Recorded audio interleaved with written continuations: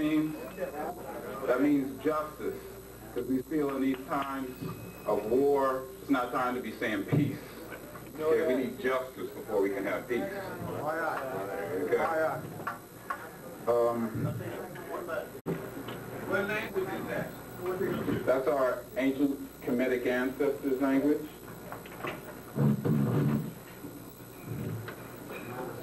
As many of you know, this is a very serious time in the world for African people. In fact, some people say that this is the most dangerous time for African people in our history. War is being waged on us on all fronts. But in my opinion, and in the opinion of many other people, the most serious war is what I call the war for the control of the African mind. Okay, this war has to deal with information and how information is being used against us. All of these attacks that you see on our scholars who are just trying to put forth truthful information is part of the war. If you saw the paper today where they were attacking two of our strongest scholars, Dr. Leonard Jeffries and Brother LeGrand Clegg. Right. I don't know how many of you got an opportunity to listen to the Tom Likas show today, but LeGrand had to go on there to defend his name because they're trying to defame this brother. He's one of the strongest brothers that we got in this community. In terms of information, one of the strongest warriors that we have on our side is Brother Steve Copley. This brother has been fearless in terms of bringing forth the information and exposing what is really going on and exposing who the beast really is and who we need to focus our attack on. This brother has worked hard. He's been here several times, and as you can look around and see this crowd here, you understand how much we love this brother. I got turned on to this brother a few years ago when he came out here, and you know, I'm definitely one of his disciples. But I'd like to not waste a lot of time and get to the heart of the lecture here today and bring on a very strong brother, very strong warrior. Let's give a big round of applause for Brother Steve Copley.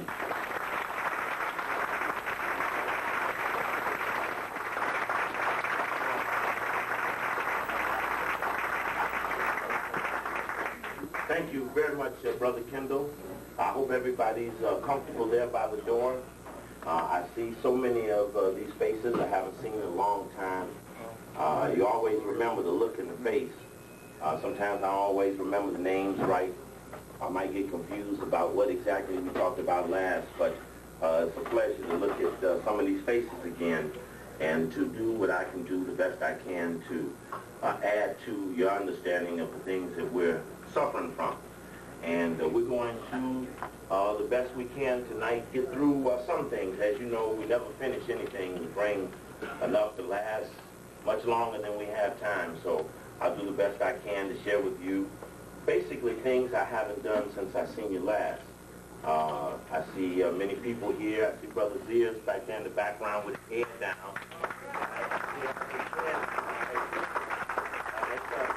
It's a blessing to go around the country and hear LeGrand's name being mentioned, and Brother Sears and other brothers and sisters here in the community, as respect is extended to them and even other places for their services extensive.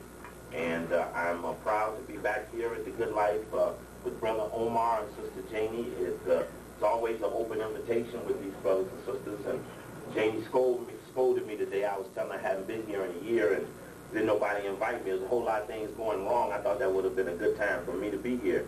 But didn't nobody need my type of action, so I didn't get called. But I was still sitting in the dugout. I still had a bat that was ready to swing at that ball. But didn't nobody call me, but that's all right, because every year is a new season. So here we are, another year.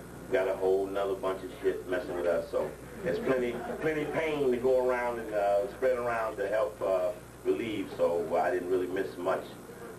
So a sister told me that I know better than that, we could have done whatever we had to do, sister. And brother sat me down one day and just looked at me seriously and said, Steve, we'd help you, we'd back you up. And it isn't really about whether we do or we do not have that type of relationship. It's that someone extends that type of relationship to you. And I've always appreciated Brother Omar and Sister Janie for the type of people that they are. I always must be here, or this is like a home. So many people sister, have seen the background here, you know, in videotapes and other things around the country. And they all want to know where's that place with the elephants and stuff behind the back. They're intrigued by the wallware here. So it'll carry a legend of its own. As I even mention the good life all over the country. And I know sometimes people, even when I mention in tapes, artifact and other things to observe, people do go and see them. So I know some people who have come here just because they heard it in the tape. And that'd be a good trail to lay that people can follow up on the right places to be at. And if we could have moments like these, surely we could be someplace and probably have 200-300 more chairs and spend a little bit more time pumping it up, and we could be there. And that really isn't what we're trying to do. By staying with brother and sister, we get a chance to help each other. And I always appreciate being here, and I see they've expanded. There's more things on the shelf than were here a year ago, so it must be doing good. So that's always good. And you go to many cities, and sometimes when you come back, the people you love aren't there any longer because the people that loved them didn't support them. So it's always a pleasure to be here with brother and sister, and it's an honor for me to be here. And I also extend to all of you, people who I've talked to over the months, between times, and many of you all have bugged some of my friends who came to tell me, man, because I knew you, everybody come around say, when's Steve coming back? So a lot of you have bugged a lot of my friends, and that's good, to wonder where I was. And many of them have told me that I should tell everyone that they're not to be bugged about where I am, but that they did the best they could. And I appreciate the support and help of Brother Nkrumah and Brother Ralph and Brother Kwesi and Brother Jamal and a lot of the technical things that go on to try to make a trip successful. I came here to, at the request of the invitation of In Touch Bookstore in Long Beach, and I really appreciate them because if it had not been for them, we wouldn't have had this opportunity.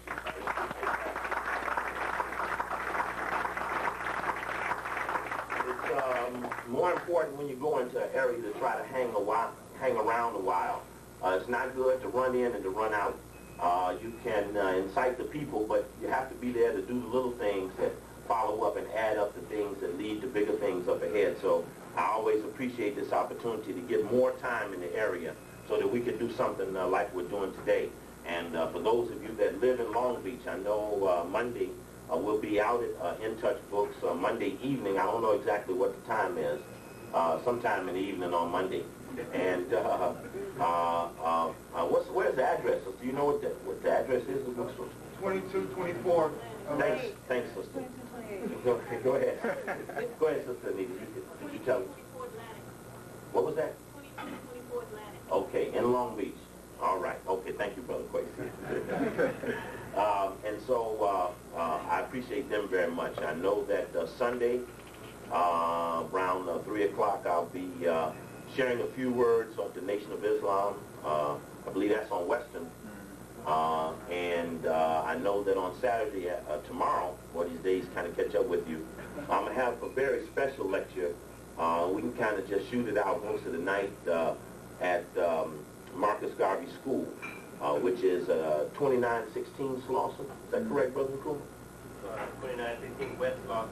West Lawson, yeah, I forgot the West. So you're right. So I hope you all will come tomorrow. We're going to talk deeply about the Federal Emergency Management Agency, FEMA. We found quite a lot of information, and some of the things I could tell you all about are the stories of what happens with these tapes. You know, we stand around here and we talk about FEMA, we talk about the names, and you leave one place and the tape travels to the city before you get there. When you get to the city, somebody inevitably comes up and hands you something about something they heard you ask about in a tape.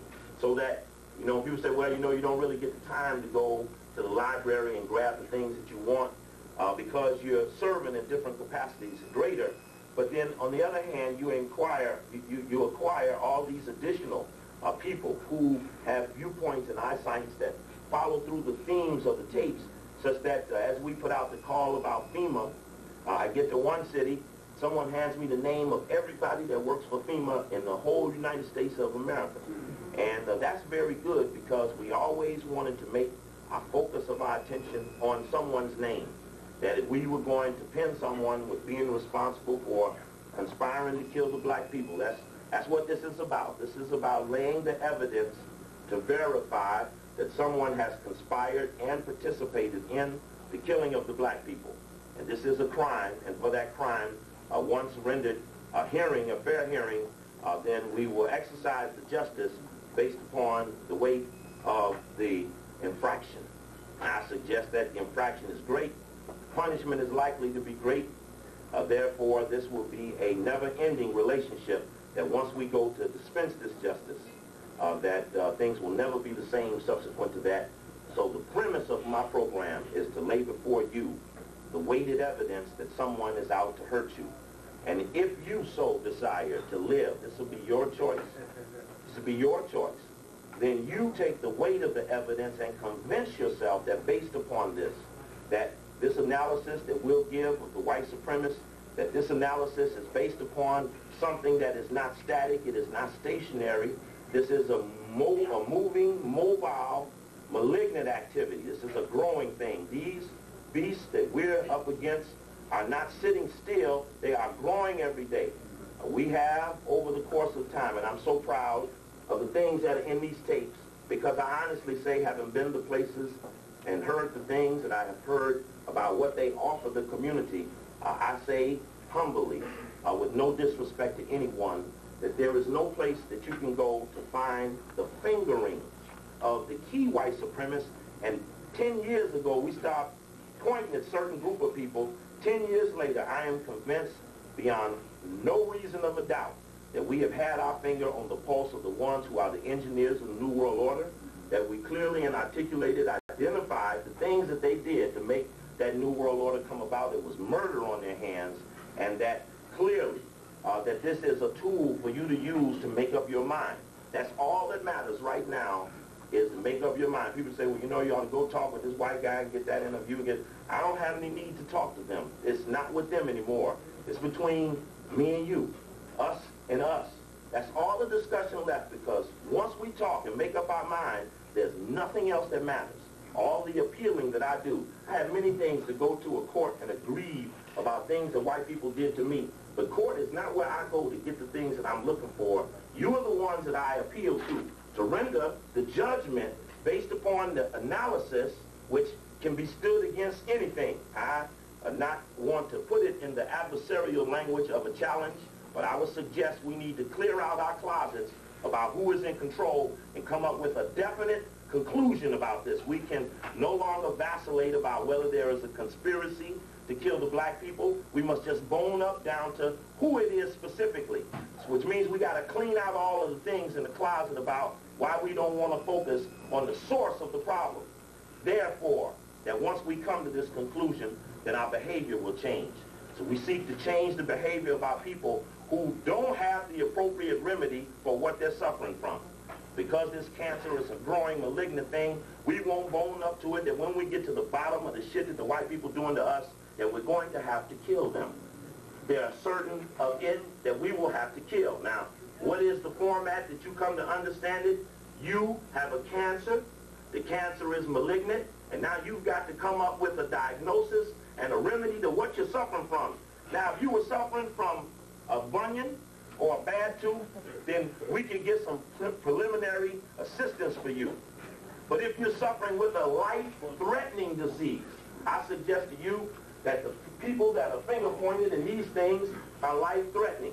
I suggest to you that once we took the biopsy, that it was not benign, it was a malignant cancer. The white supremacy is a growing thing. We've talked about all the time we stood here about the unification of the white race, and every time I see you, they've done another something else to bring themselves closer to unifying. As we'll see in stories like this, the message is very clear to me when they have their meetings what the topic of discussion should be. This is, y'all know I just find some things to bring. White people things. This is the white people Washington Post. And they say what Brother Coakley said, well, he quoted it in the Post. They say, oh yeah, he added stuff. Right? Because this is the white people said, so we bring the white people stuff so we can verify these things, right? No better way to verify who committed the murder than to use the murderer's own stuff, right?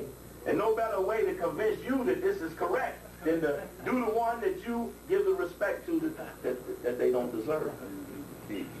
How times change. KGB welcomes Baker. New chief asks, quote, who's our enemy? They had a meeting between the secret services of two countries that for years have been in rivalry. They're looking for someone else to fuck with. I would suggest to you that they're not really looking, but they're just declaring to others that they're in a new phase of their program for world control, and now they're going to bone up to it that you is it. That you is it. Right? They are not holding back the clarity that you is it. Now you got some white boys been running counterintelligence all through the caves of Europe. Gonna come from there to LA, Baltimore, Chicago, Washington, D.C. Everywhere you go, the FBI gonna bring the counterintelligence squad to challenge your children about control of the streets. Yes, it is your children. That young, we did the attack on rap and other black youth right here.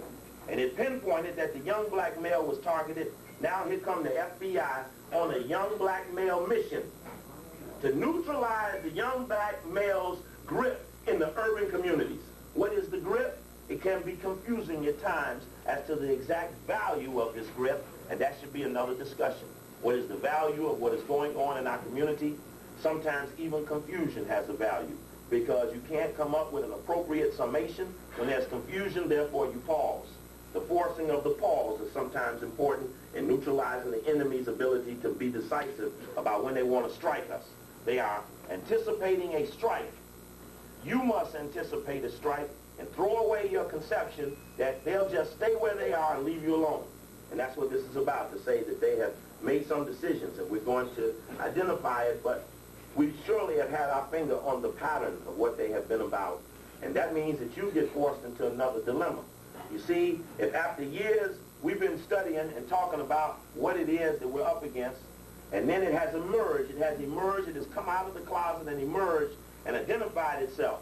Now when the shit come down and you decided that you abrogated your right to put the plan together, then you've got to decide who or what you're going to get with in absence of your own plan. Now I suggest to you, don't follow anyone that did not try to take the time to point to you who these people were, because there could be no secret way of identifying to you that these people had to be dealt with. That's the problem now. We won't bone up to the fact that this is a growing cancer and we must kill it if we're to live. This is the choice. You will die if you don't respond. That's the only thing that matters. And you're the only ones that I can appeal to, because you're the only ones I'm interested in living with. So this is a decision that is ours, and I hope that I could sting you somehow just to force up. You decide about what it would be like not to go to work. What it would be like not to go to UCLA or Southern Cal or Southwest LA and sit at the feet of the beast and ask them to teach and pay for the right to teach, to be given a letter. And the letter at the end would culminate in a group of letters where someone would say, with this degree you are promised nothing. And that you paid for, and you were in big debt when it was over. And so then you set up and say, well, what was it about what he was doing that made me believe I had something coming? And the alarm should be, you have nothing coming. Change the direction of your life. Save the money pull your money out them banks now too. Don't y'all be crying to Brother Coakley about y'all ain't got no money because the bank closed and you can't get in it this weekend. You need to be out of the system. Be out of the system. Be prepared to disengage. Now for some of you this will be difficult. You've been with them a long time. And you're going to have a hard time boning up to what it would be like not to have them. Because you've leaned on them for so long, you'll have a hard time walking without training wheels. So we have a dialogue about responsibility. That if we were to take responsibility for what happens within the continent of North America, then we have to decide that we're going to spend more time working on this than we are. We're not putting enough time in. The African thing, at 6 o'clock in the evening, everybody can get into it after they got off. The African thing can't go when the thing is off. One of the things that hurt me more than anything is to go around the country and find these groups using the word black and African, and then they got Negro strategies, Negro analysis. I went to Hampton University since I seen you last. They had George Bush coming for the commencement exercise. A few of the students in the African study group there got together and decided it would be good to bring Brother Coakley down to compensate for what George Bush would say to the students, because the Boule president, Richardson, picked him to teach to the students when the students, the seniors, had the privilege of picking who they wanted. Well, that privilege was abrogated by Uncle Bill Harvey, Big Boule, president of Hampton University, one of the biggest endowed universities in the country. And it's easy to see why, because when there's a availability for someone to teach to the students, he knows just which names to call. So it brought me down, and the African Study Group is hosting me, and next thing you know, we get to the yard, and the police and the students are frightened. Steve, we're really sorry, we got a problem. What's the problem, brother? Well, we're trying to get recognized by the university. And the only way we can get recognized by the university is not do anything controversial. And we know that we invited you down here. And we talked to you just hours ago before you left Washington to come down to Hampton, Virginia. But the plans have changed. And brother, we don't think you should speak because it will jeopardize our ability to be recognized by the university. And the brother stood in front of the door. Now, they said that if we went ahead and spoke, the police would get us. But I didn't see the police. I only saw the African Study Group. See, the police wasn't there. But on behalf of the police, they was going to tell me what the police would do. And so they was the police as far as I could see, because I can't see no better than that they was doing it. If somebody say, I went to New York. They say, well, Brother Steve, we're going to book you on this radio show. I'm supposed to be on LIB. Now, that's the big one there, but I'm too hot to be on LIB. They didn't cancel me twice, right? Because I'm too hot to Percy Sutton get a call from Dinkins, and Dinkins get to talking to Gary Berg and the rest of them, and then I get busted. I'm off, right? But now this is one of the best ones we got, but I'm too hot to be on it. We up in New York, but that's all right. New York got the message. We had a good time. We put good pressure there on the ones who trying to hold back the focus. Right? So if somebody trying to hold the focus back.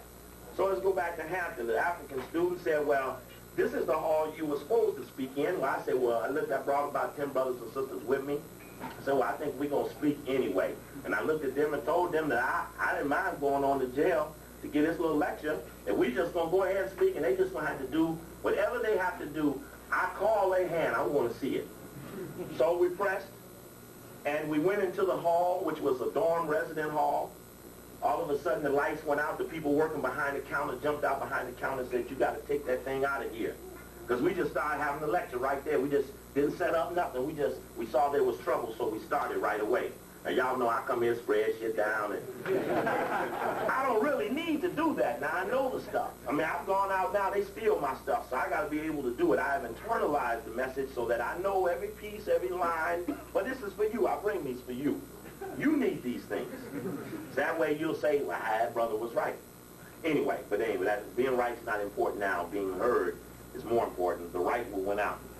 So they didn't allow us in this first dormitory. They removed us, and we moved to a hallway. It was sort of like a hallway, no bigger than this. It was just adjoining two dormitories, and we just took the hallway and had a little program, and it turned out very good.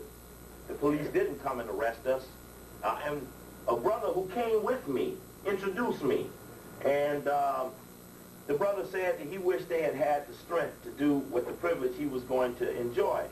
And then I turned to the students who was impersonating the African Study Group and asked them that if African meant that they had to obey the president, and this guy got the thing so tight, you can't put a flyer out on the campus unless he stamped approval on it. Not the student activities office, his office.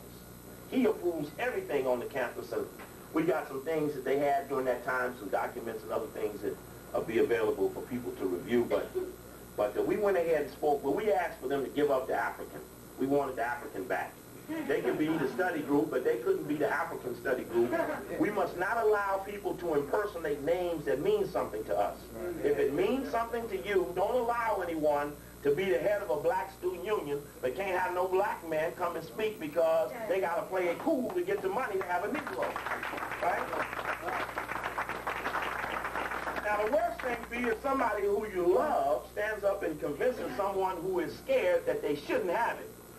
See, suddenly people pass the fear. I don't see the police. I see people I know, friends of mine. I see sometimes adversaries and colleagues who are quietly, subtly saying some of the things that sound like the enemy to me. Now, I'll suggest to you that as the rounds get deeper, the slack in the relationship will lessen. And because the slack lessons will be a lot tougher about how we're going to relate So as we relate, you will feel the sharper edge on the blade. And I make this suggestion that as the stakes get higher and the drama gets deeper and the possibility of the attack gets greater, something must be imposed on a community that is loose and wild and out of control. And it's going to have to be done, and somehow the systems are going to have to be accepted by us now while there's no conflict. Don't wait until we need a system to get in an argument over what it's going to look like. And if you ain't creating no system, then you ain't going to have no need for one. In other words, if you prepare for it, probably is likely to happen. Right? So now, what's everybody fighting over who's going to hold what Kwanzaa event where? Fighting over which group's going to be at which place to say absolutely nothing. Fighting over who's going to speak at what moment, in what position, and whether they're going to get on or not. And I'm just saying that probably we have come up with some frivolous excuses about dealing with the cancer, and I just suggest that if we allow it to continue the way it is, we will die. And I ain't going, right? So you have to make a choice, and this is about hoping that maybe you will make and tighten your choices so that we're in an era where the consequences are greater and our relationship should be tougher. So don't be out impersonating nothing. You know, and this is important about building a psychological advantage for the people to begin to be responsible for their own things. You know, it was good. I was on a radio show today and hearing the UNIA working on solar power and going to Africa and back and forth dealing with solar power. This sounds like solution time. I hear the dialogue over the problem of fighting with the utilities to have the right to produce your own utilities. This is the ultimate discussion. There's nothing else going on, but can you do it for yourself? That's the only thing happening in life. Right?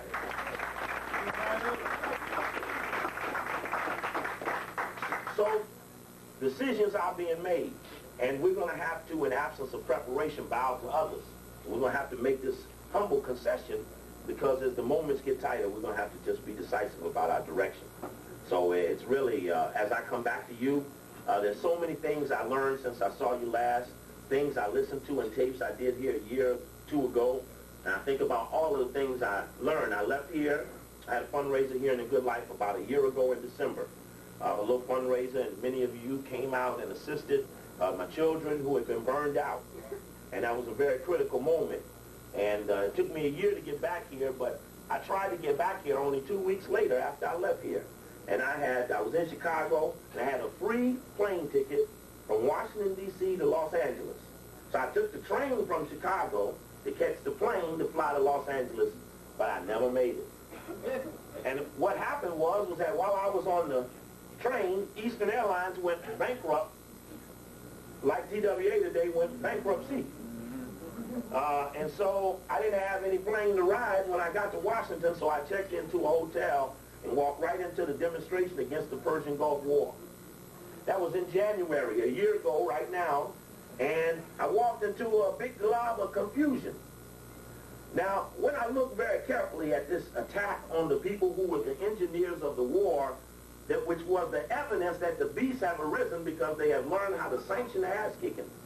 See, the UN Security Council said, yes, I am the one who can sanction who gets the ass kicked. Yes, America, who? You want him? Well, you want that little guy? Well, you can have him. January 15th is deadline. See you with your ticket later. Now, we talked about the Chinese could have stopped that at any minute. The Soviets could have stopped. So don't tell me about you got some Chinese friend who's going to do something and we're going to do the Asian thing, because I don't think that's going to happen like that. So we know they could have stopped something if they had the courage, but it's evidence that they don't have the courage to do it. So we won't turn to them in a critical moment because we know in other critical moments they passed. This is important because Britain never fails, or France or the United States never fails to veto any resolution that ostracizes South Africa or the state of Israel. So we know that others could have exercised this, right? Now, that's right, Israel. Now, the United Nations is, of course, going through transition right now. We have, over the course of being here, talked about the United Nations as one institution that houses the IMF and the World Bank. Right now, today, the white boys had the first meeting ever of the Supreme Security Council. You see, they ain't put Supreme on it yet, but you heard it here first. It's going to be called the Security Council, because in the transition, they're going to let some subordinates on the Security Council who still will never have the power of the others, but under the guise of inclusion, it will look like more involved, like they have it in the system now. But the big five, and then you got the dude overthrow a country and a piece of the country take the chair. Soviet Union is overthrown, and where it was representing 10 things, all of a sudden Russia representing one of the things takes the chair. How come Africa couldn't have got the chair? But this wasn't about that. But the point was that before you, the institution that will be how you doing, brother? The institution that will be the arbitrator of the New World Order, United Nations, is clearly in place. We've talked about them in the centralization of world power and other dialogue, the Beast and the 666. And we know, in fact, here's a statement. I think this is a good way to put it. I like reading the good white things. This is the Observer, the British Observer, August 25th, 1991. The headline is, Unrivaled Bush set to police the planet. Unrivaled Bush set to police the planet. Now, this is a British newspaper. In fact, it costs $5 when you buy it here in the United States. But it has information in it. It has the code dialogue. They're talking to each other, and every now and then you want to lean in on it and peep with it, right? I thought this paragraph was significant to laying the premise about why it is that we will focus. The focus is much clearer now. It says, the collapse of the Soviet Union in the aftermath of the coup leaves the United States the one unchallenged and unchallengeable world power. Its military domination and triumph of its political and diplomatic systems are now complete. Period. That's the first paragraph. That's all I needed to see to remind you that if there ever was the rise of a beast and there was something that would unify the others and would be strong, clearly the most violent and strongest of the apparatus is right here where we're standing. So I think it's a blessing to be here near the one who rose up to be the strongest of everything they got. Ain't no need of winning a fight and winning third or fourth down the line with a sergeant, and then you got to go kick lieutenant's ass. And you got to fight the general in the country. Shit, start the top, work your ass down. So we come to recognize in laying the premise about who do we owe what. We know that the one who rolls up to pick up the coordinating role of the emerging New World Order is the beast right here in America. So that's a conclusion. We conclude that if we were ever to strike at the heart of what keeps their thing together, that we're somewhere near one of the key arteries. And that we're just that close, and that we recognize that what we do this close has greater significance than in the past as they go through transition and look for leadership and direction. It's very important. Now, when Bush fell off that table last week, 2 weeks ago, I'm going to show you somebody tried to murder him. But that's not as important as you understand that as they get to the epitome of their New World Order, that they're going to suffer from the Tower of Babel theory. That they have rose up so high and so strong that they're unable to understand each other, even though they talk in the same language. So you got a little war going on between the Anglos and the Zionists. This is a good war. It's a just war. But it's important for us to acknowledge the war between them and to magnify and promote their disunity. They do it to you. That's, hey, brother, how you doing? That leads to the psychological advantages they incur from the confusion they project, they assume from looking at you. Therefore, we too send the same projections. I know I left Washington Airport once going to Dallas, the Third Eye Conference, to speak, and I know the White House stole my bags. Then there was analysis of the Boule, Skull and Bones, the Masons, some key tapes, and listen, I know they spend nights sitting up, looking at, in awe of the conception of themselves. Because they all don't have a good reflection of the total thing they involved in. That's how they kept under control. None of them know the whole picture. They're only kept in a compartmentized way within their own section and institution. Therefore, sometimes our viewpoints are brighter than the ones they have of their own. I know when George Bush decides to fight the Jewish community, the Zionists, over a $10 billion loan agreement, he looks up at the Crown Heights affair, and Leonard Jeffries and LeGrand Klieg and the Nation of Islam. He looks around and finds that people have sustained being under attack by the Zionist community, Coakley and others, when he finds that they have sustained themselves, then he decides that on behalf of the WASP that they'll take a little stab at them too. But it's based upon looking at the success of you all in sustaining yourselves against attack by that segment of the white community. So they sitting up looking at you in a way of saying, damn, maybe I go and jam with them. In the middle of the Crown Heights affair, Bush announced that he's pulling off of the money. Why?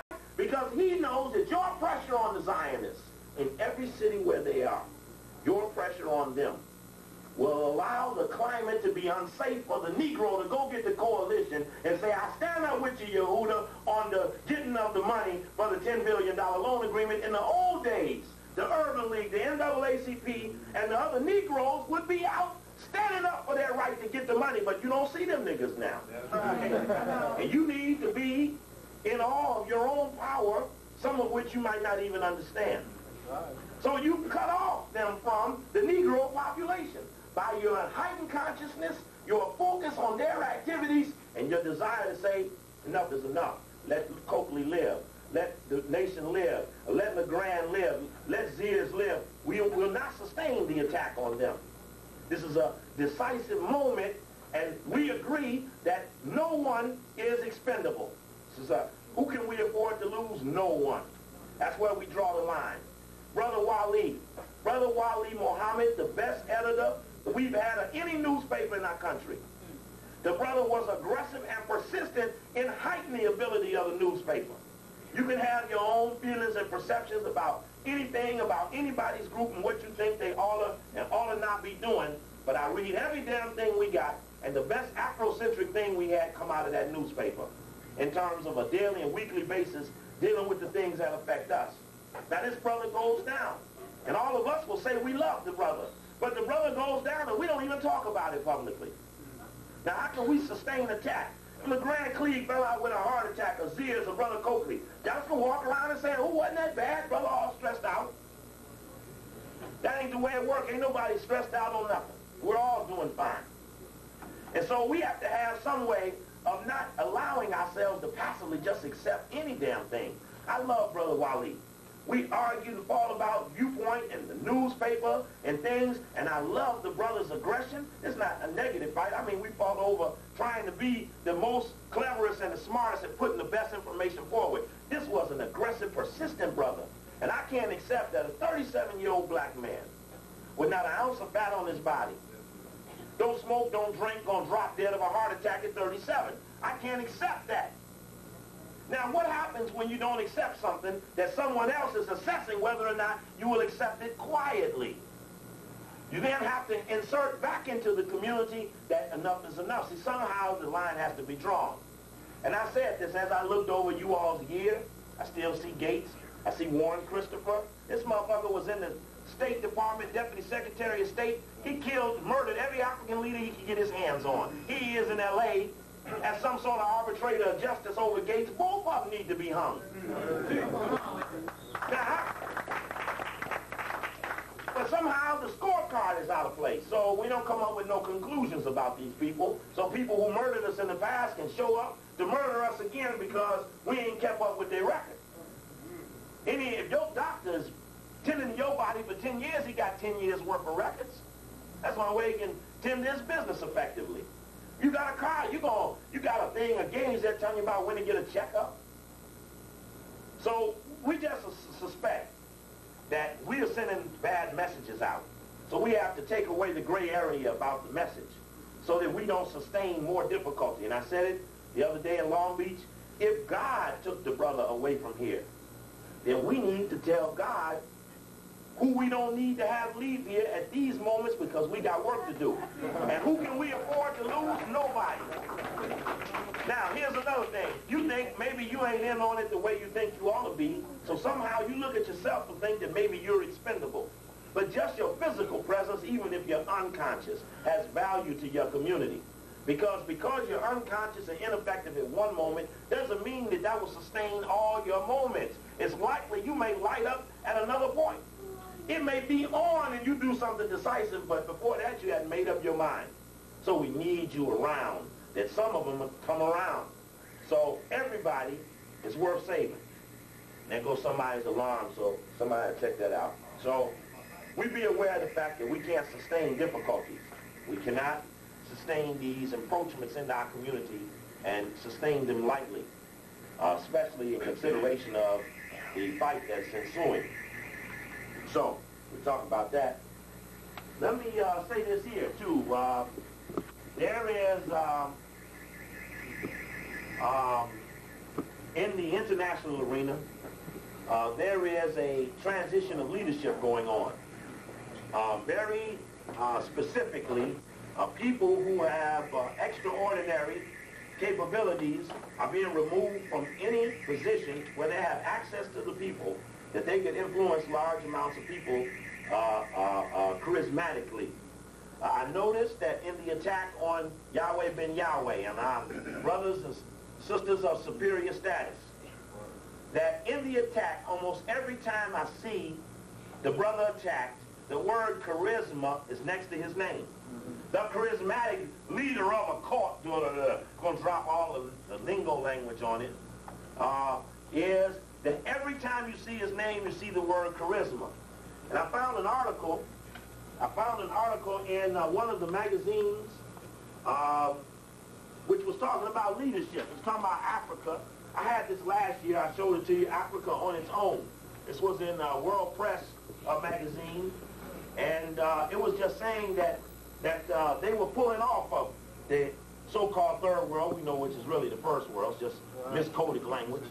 But one of the articles in there is talking about taking Africa, says democracy takes a few steps. The charismatic populists are gone. The charismatic populists are gone. A charismatic populist, a charismatic extraordinary person who influences large amounts of people are gone. What is the reasoning behind that? Was that heightens their ability to control the others when there are few wheels in the clog that are unpredictable. If they can reduce it all down to what they term reasonable leadership, then things will be far more controllable. People will rationalize going behind the fence for a little incarceration. So they must first remove the people with the extraordinary capabilities. They spot them out. They watch you. They see the gleam in your eye. They watch who you come to, what you follow, what you support. And then they make decisions about how or what impact this will have on you. And they make some decisions about who and what they're going to try to focus on as they attack, to try to reduce the community to a controllable element by going after certain types of people within the community. So as you looked around, whether they thought it was overlord or underlord, they reached into the black community and they chased out the charismatic gang leaders. Meaning that even on the youth level, there were people who had the extraordinary ability to organize their peers. So they went out and they attacked them as being everybody in jail, as black is in jail for conspiracy to do something. I mean, they don't really catch us doing nothing. It's always conspiring to do something. Go up in there, you'll see everybody's in there for conspiracy. Now, when it comes to conspiracy, what the white people done, they say, there ain't no conspiracy. But we all in jail for conspiracy. So we know they understand it. It's just ain't the right issue yet. So here's another article, kind of significant, similar. This is Book Week, Chicago Sun-Times, Sunday, December 29th. When Europe went shopping in Africa, the scramble for Africa, the white man's conquest of the dark continent. Now, I suggest that within that dialogue, there's no dialogue about when they gave it back, which means that they didn't. But it meant that at some point, and they looted, and check out here, they got the brother with the spear on one hand, and down with his arms open, and the white man with the gun pointed down at the man with his arms open on a higher level. It's about taking something. And I asked people, as they watched the use of these things, that they picked up a pattern about something that the whites are doing. Here is the weekend of this story. Everybody was very much attracted to this story. Was Cleopatra black? And it was facts or fantasies. A debate rages over what to teach our children about their roots. You see, you got probably the first time the red, black, and green has ever been on a national magazine cover in the form of an earring on the Cleopatra. But What are they trying to say? Are they trying to look at sister and brother and say, oh, you, the original people, we pay honor and respect to you, the fathers of the union? You think that they are trying to say that? No. Look at this one. This was the same week that one was, and it was less known. Lost tribe, lost knowledge. Now, this was the same week. We'll get him, sister. I know he there. This is my man here. We go back a long way. Lost tribe, lost knowledge. When native cultures disappear, so does a trove of scientific and medical wisdom. Alluding to that, when you kill the people, you do kill their knowledge. And this ran simultaneously with Was Cleopatra Black? Same weeks. And he got a straw in his nose. Not a wood stick, got a sweetheart straw or something right in his nose. And you're supposed to get or be desensitized to, well, if we killed them, well, we just killed them. Now, the week before these two was this one. This was the week before them two. Early man. Early man. That's the week before the two that I just showed you. Now, that's in a 7-day span. They've articulated. See, these are bulk white people magazines. Meaning that this is the mass utilized, these three, U.S. News and World Report, Washington Post, the Newsweek, same people, the Graham Meyer family, and Time Magazine. These three are the mass read weeklies of the whites. And so when they send a signal, the radical new view of where we came from, got the black man, look like a couple of y'all, on the cover, on a white magazine. And I suggest that the signal that they're sending is similar to this one. You all remember that one, about the changing of the colors, alerting them that there's too many of y'all. And then y'all remember this one because they done boned up to the Columbus thing pretty damn good. Say, yeah, we took the shit. See, as 92 is come, they say, yes, we took the shit. And now the Is It Really's there stood up and say, yes, he was one of us. Y'all hear? Okay, so American kids are getting a new and divisive view of Thomas Jefferson, Thanksgiving, and the 4th of July. And in fact, they got the sister with the drum playing it with the white boy doing the colonial thing. But it's just a picture, it's a symbolism. But I just suggest that maybe, when we read the FEMA stuff, I got a couple of tapes up here from a lecture I did in Washington on FEMA. Remember that, and we'll talk a little bit about FEMA tomorrow. Never as much as I can do in the 3.5 hours, 4.5 hours I did in the tape in D.C. a month ago. But the point to it is that, as we look very clearly at the emergency management program and the suspension of the Constitution provisions, when you get a situation where you're alerting to the white people that amongst you are the founders and the creators of civilization, and that no matter how much we play chosen people, no matter how much we play Euro man, first caveman, no matter how much we play Superman, as long as there's a black man and a black woman, we're lying. And so I don't want to say we give them honor. Let's just get rid of them. Because a lost tribe is symbolic with lost knowledge. So if we get them, no one else will know they were here. Because all the rest of us were in on it anyway, so who's going to raise a beef? Now, this is for the middle and lower middle whites who haven't made up their mind. They sort of live in you. They didn't get out of your neighborhood. They kind of hang out with you. They work with you. And some of them kind of like you. Their little kids dance like you. Their sons wear jerseys like guys that play ball like you. And so they don't feel that bad about you. And he's worried about their feelings about you, because if they offer them $25 and a pistol to come kill every one of you, they're afraid that some of them might not do it.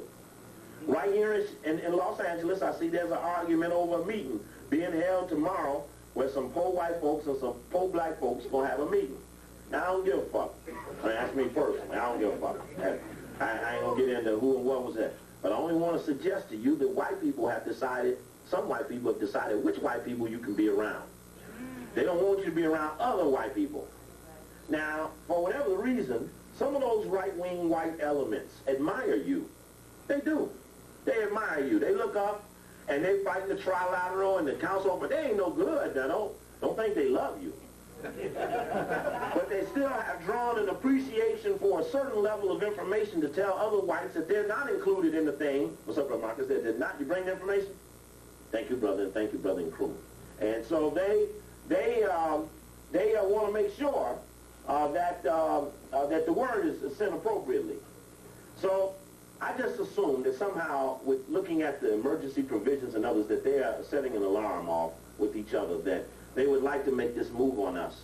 And it isn't just that we're supposedly on welfare and shiftless and we the urban crime problem and the urban gang problem, but we're also the original people. And when all else fails and you don't have any other reason to kill a black person you've come to life, just remember that if you don't kill them, they may at some point draw upon that extraordinary power that they have, which they've yet to claim. So better get rid of you before you claim it. And so they're making a decision that you're probably as conscious as you've ever been before, ever in your life. And if they don't make a move on you soon enough, that you're likely to have made up your mind and provide extensive resistance. And they never built the system to deal with extensive resistance. Therefore, they would hope that they could do this without much disruption. Thank you, Brother Quasi. And so they're depending upon your acquiescence. Now, while this is an article, in fact, was just in your LA Times on Monday. That was just in your LA Times on Monday. UN session seeks new lineup. Underlying the Security Council's agenda is a fundamental question. Who will exercise global leadership? I'm just suggesting to you that while everything is going on, they're talking to each other about how they're going to run the thing. And when you pick up tomorrow's paper, you will see a dialogue about what happened at the meeting at the UN today, which was the first time the Super Supreme Council ever met. Last Sunday's LA Times will talk to you about the G7 meeting, which was in New York last weekend. These two meetings are very important, not because we give some homage to these group of whites meeting and dialoguing, but I will suggest to you that these group of whites in these certain places are the whites that we need to focus on to check, to make sure that if we're going to do what we got to do, everything will come out all right if we check these operators of the institutions that are owned and created by the owners. We got an owners-operators thing. And so we've identified thoroughly the operations of the operators. We've identified thoroughly the concept and the network of the owners. Therefore, now we have to start checking them, putting them in a position that you can come up with some conclusion as to whether it will be a problem, or the problem can be managed, or it's questionable. Make some decision. There was a decision that LA had to be taken. Taken. Yes, taken. Just the way they got it. They took it, right? We agree that this is acceptable. They set the premise, past practice. We exercise it the way they exercised it. Now everybody's saying, ooh, shit, I'm going to take LA. Yes, LA may have to be taken in combination with other things being taken simultaneously to put you in the position of having the leverage you claim you want. Now, what am I saying? I'm saying that if you lay the premise for a righteous revolution, the execution of the revolution is sanctioned by the righteous rationale used to make it come about. Now, you have to get the tape and listen to that a while and play it a couple of times, because it's very simple. It's a conclusion based upon an observation, which means that if you have observed these to be the illegitimate and righteous ones, that you inquire if righteous certain power and authority to execute over them or impose upon them the law of righteousness. And that you would do this in the name of the spirit of what you believe in, and that it would be done because it is the right thing to do. Now, and we'll just talk a little bit about that later. Of course, the GATT, the IMF, the World Bank, the GATT, beyond the GATT is meeting now, the GATT. Keep your eye on the GATT, the GATT, the General Agreement on Tariffs and Trades, because they're fighting right now over including food under control of the GATT. The Europeans are holding up from putting agriculture in the control of the GATT. Now, I make one suggestion to you as a key buzz connection as to decodifying what they're doing. If one day you pick up the paper and it says that agriculture is now under control of the GATT, then let the bell ding in your head that they're a step closer to making a move on seizing control of the food. Now they can conceive and control all the food that they've grown, which is almost all the food we eat. So it means that if they make the move, if you see the gap, get control of the food, immediately you must come to the conclusion that your food source system must be independent of theirs. And the code is when the GATT get agriculture. Now, as we have seen, we've talked about the IMF and the World Bank continuously. I've asked everywhere I went. Y'all know me, right? I asked y'all, who run what? Who run this? Who run that? Everybody don't want to know. Now, you check it out. Every country that there was a revolution in, every country that sought to be recognized, look at the process. Recognize me, I am a country. Why did we recognize you? Because I have taken control of the boundaries called my country, and I seek your recognition. I'm in control here. Now, once you have seized control of your country, recognition is an important process. Now, who determines you'll be recognized? Well, for a while, they was having a fight over which one of them Slavics was going to get recognized, and I saw Germany jump out and recognize one of them on its own. The rest of them didn't want to do it, but since Germany had so much money, the power of the German recognition forced the others to recognize, because they didn't want to leave Germany out there as an authority because it brings back bad memories. The unification of Germany is a thing about them. It brings back feelings and memories within themselves. It triggers all kind of phobias, and that's good for us, right? But we recognize that they're fighting over who is going to emerge. The Germans ain't on the Security Council, and neither are the Japanese. So they prefer the G7 as the leadership cadre. This is overt now. G7. G7 met last week. Read up on them in last week's paper. Black Prelude. Oh, that's us. We black, and this is a prelude to the revolution. Now, and yes, it says black prelude blocking someone. Yes, to have the revolution, you're going to have to block someone who's trying to stop it. Right? So, everything's right in line here. Now, so recognition. Now, it's very difficult to get recognized when you did a sloppy job of seizing control. Right, we'll have a little talk. Might as well go on in it. Just everywhere I go now, the lecture, real simple, is called The Revolution. That's all that's on my mind. I ain't got nothing else on my mind. I'll be the most underpaid. I'll be the last one to get whatever I think I got coming. That'll be less important. Is all I got on my mind. Revolution. We're going to have revolution. The last chapter of the Bible I looked at the other day, called Revolution. I seen it. Because Revelation is the black prelude to revolution. I know. Well, Revelation wasn't the last. They took the last chapter away. Was that after the beast rose up, something come kicked his ass. That was the revolution. It came after the revelation. Right? So we know that they did some things to try to take away the footprint.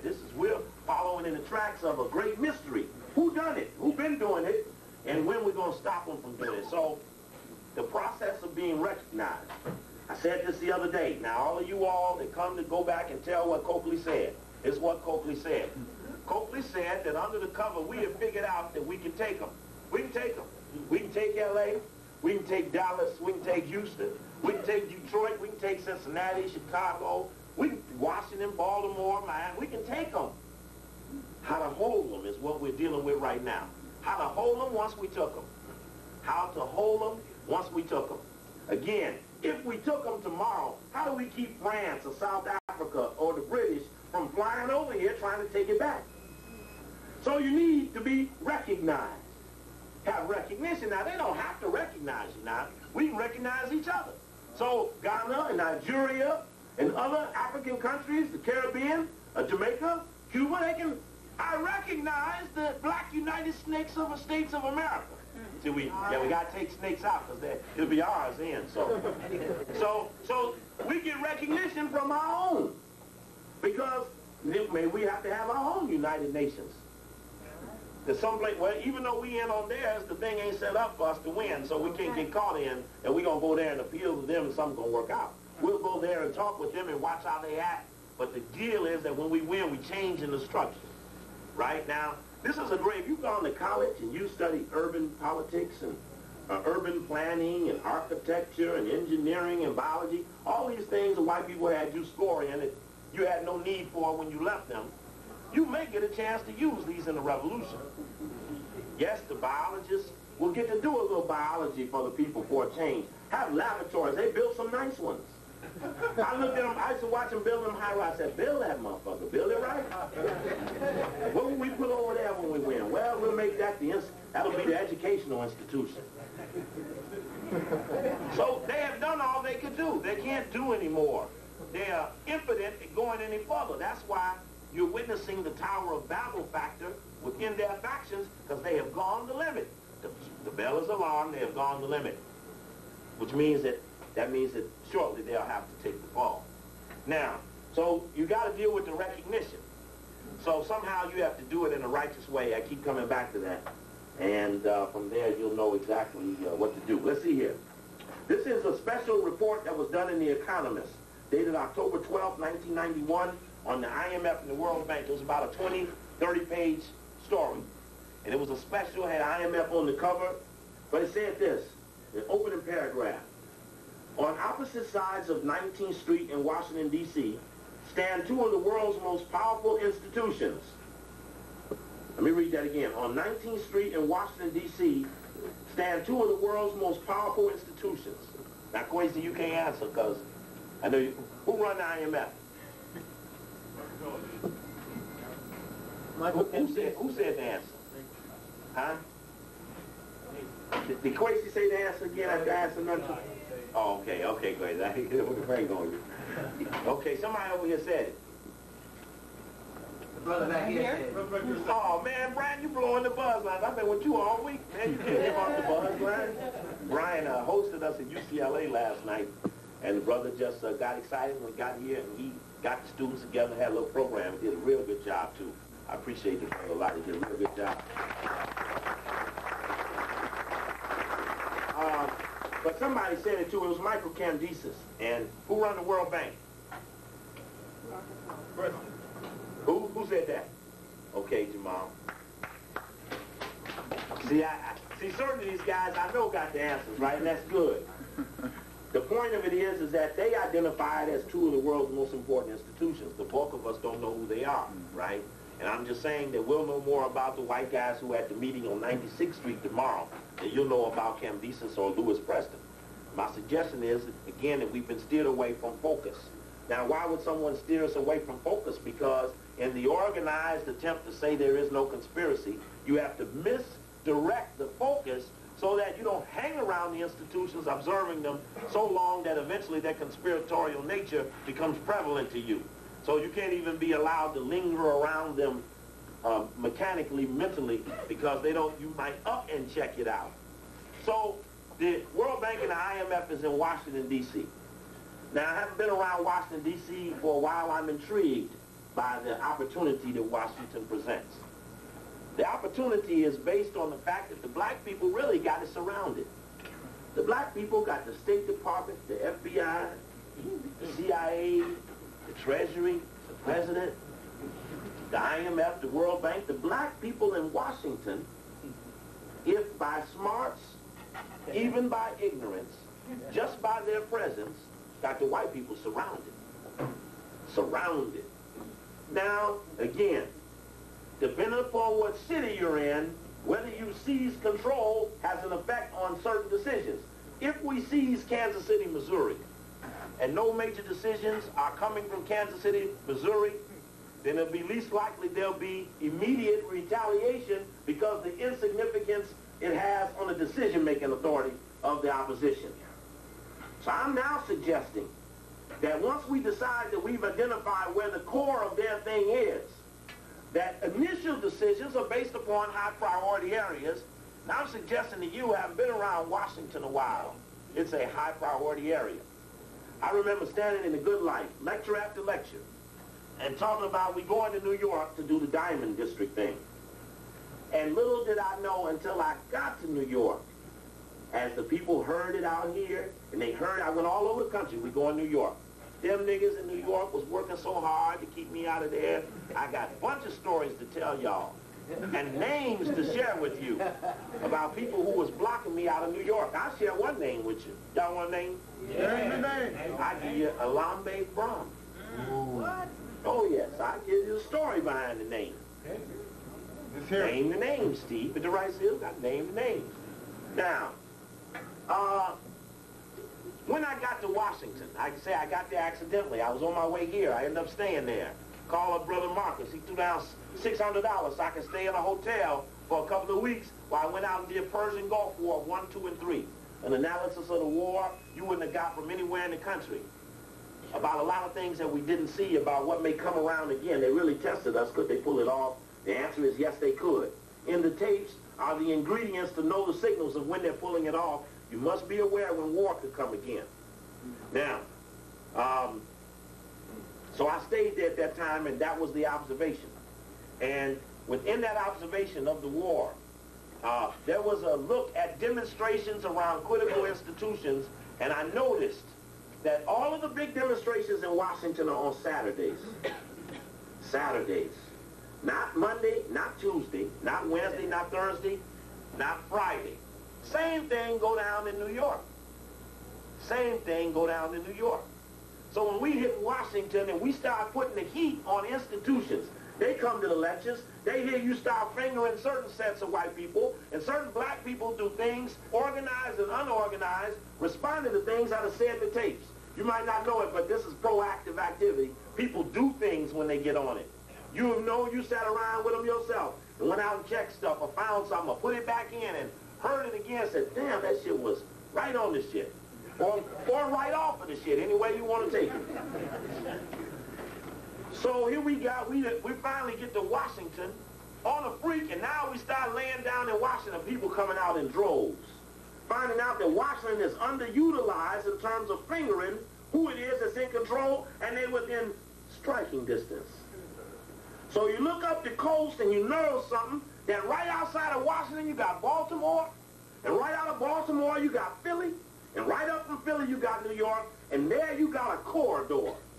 Now, if you're going to do anything to impact black people, and you're going to do it up the east side of the coast, you got to go up and down them 4 cities.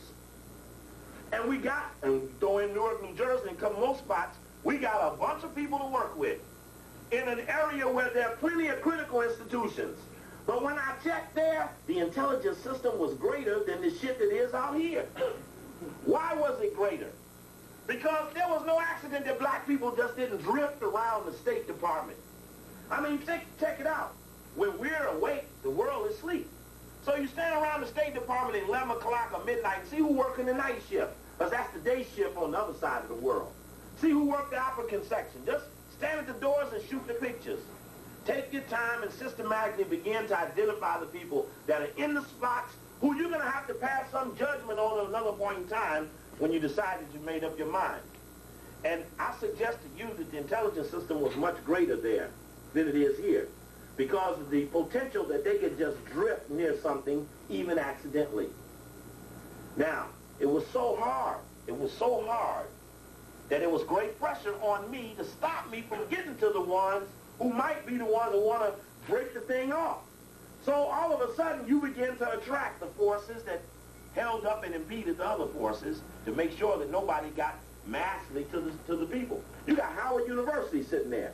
10,000 black students just sitting there, right? This year when Howard had his homecoming, FEMA, the Office of Emergency Management, was in the planning committee of Howard's homecoming. When the students just drifted off of the campus, 400 or 500 of them just drifted off from the campus, they flew in helicopters and they tear gassed them. They weren't even doing nothing. But because FEMA was in the homecoming, FEMA showed up with what FEMA had to work with. Now, if the kindergarten did the homecoming, they would come with blocks. You know what I mean? And little milk cartons, because that's what you'd use there. So FEMA came with what it worked with. And the students at Howard had to be told the importance of 10,000 black, young, aggressive African students being within 20 yards of the 2 most powerful institutions in the planet. When the Russians leave The Soviet Union, they want to come to the IMF and get recognized. The Chinese want to recognize. Everybody that got a country want to go there and qualify for loan money.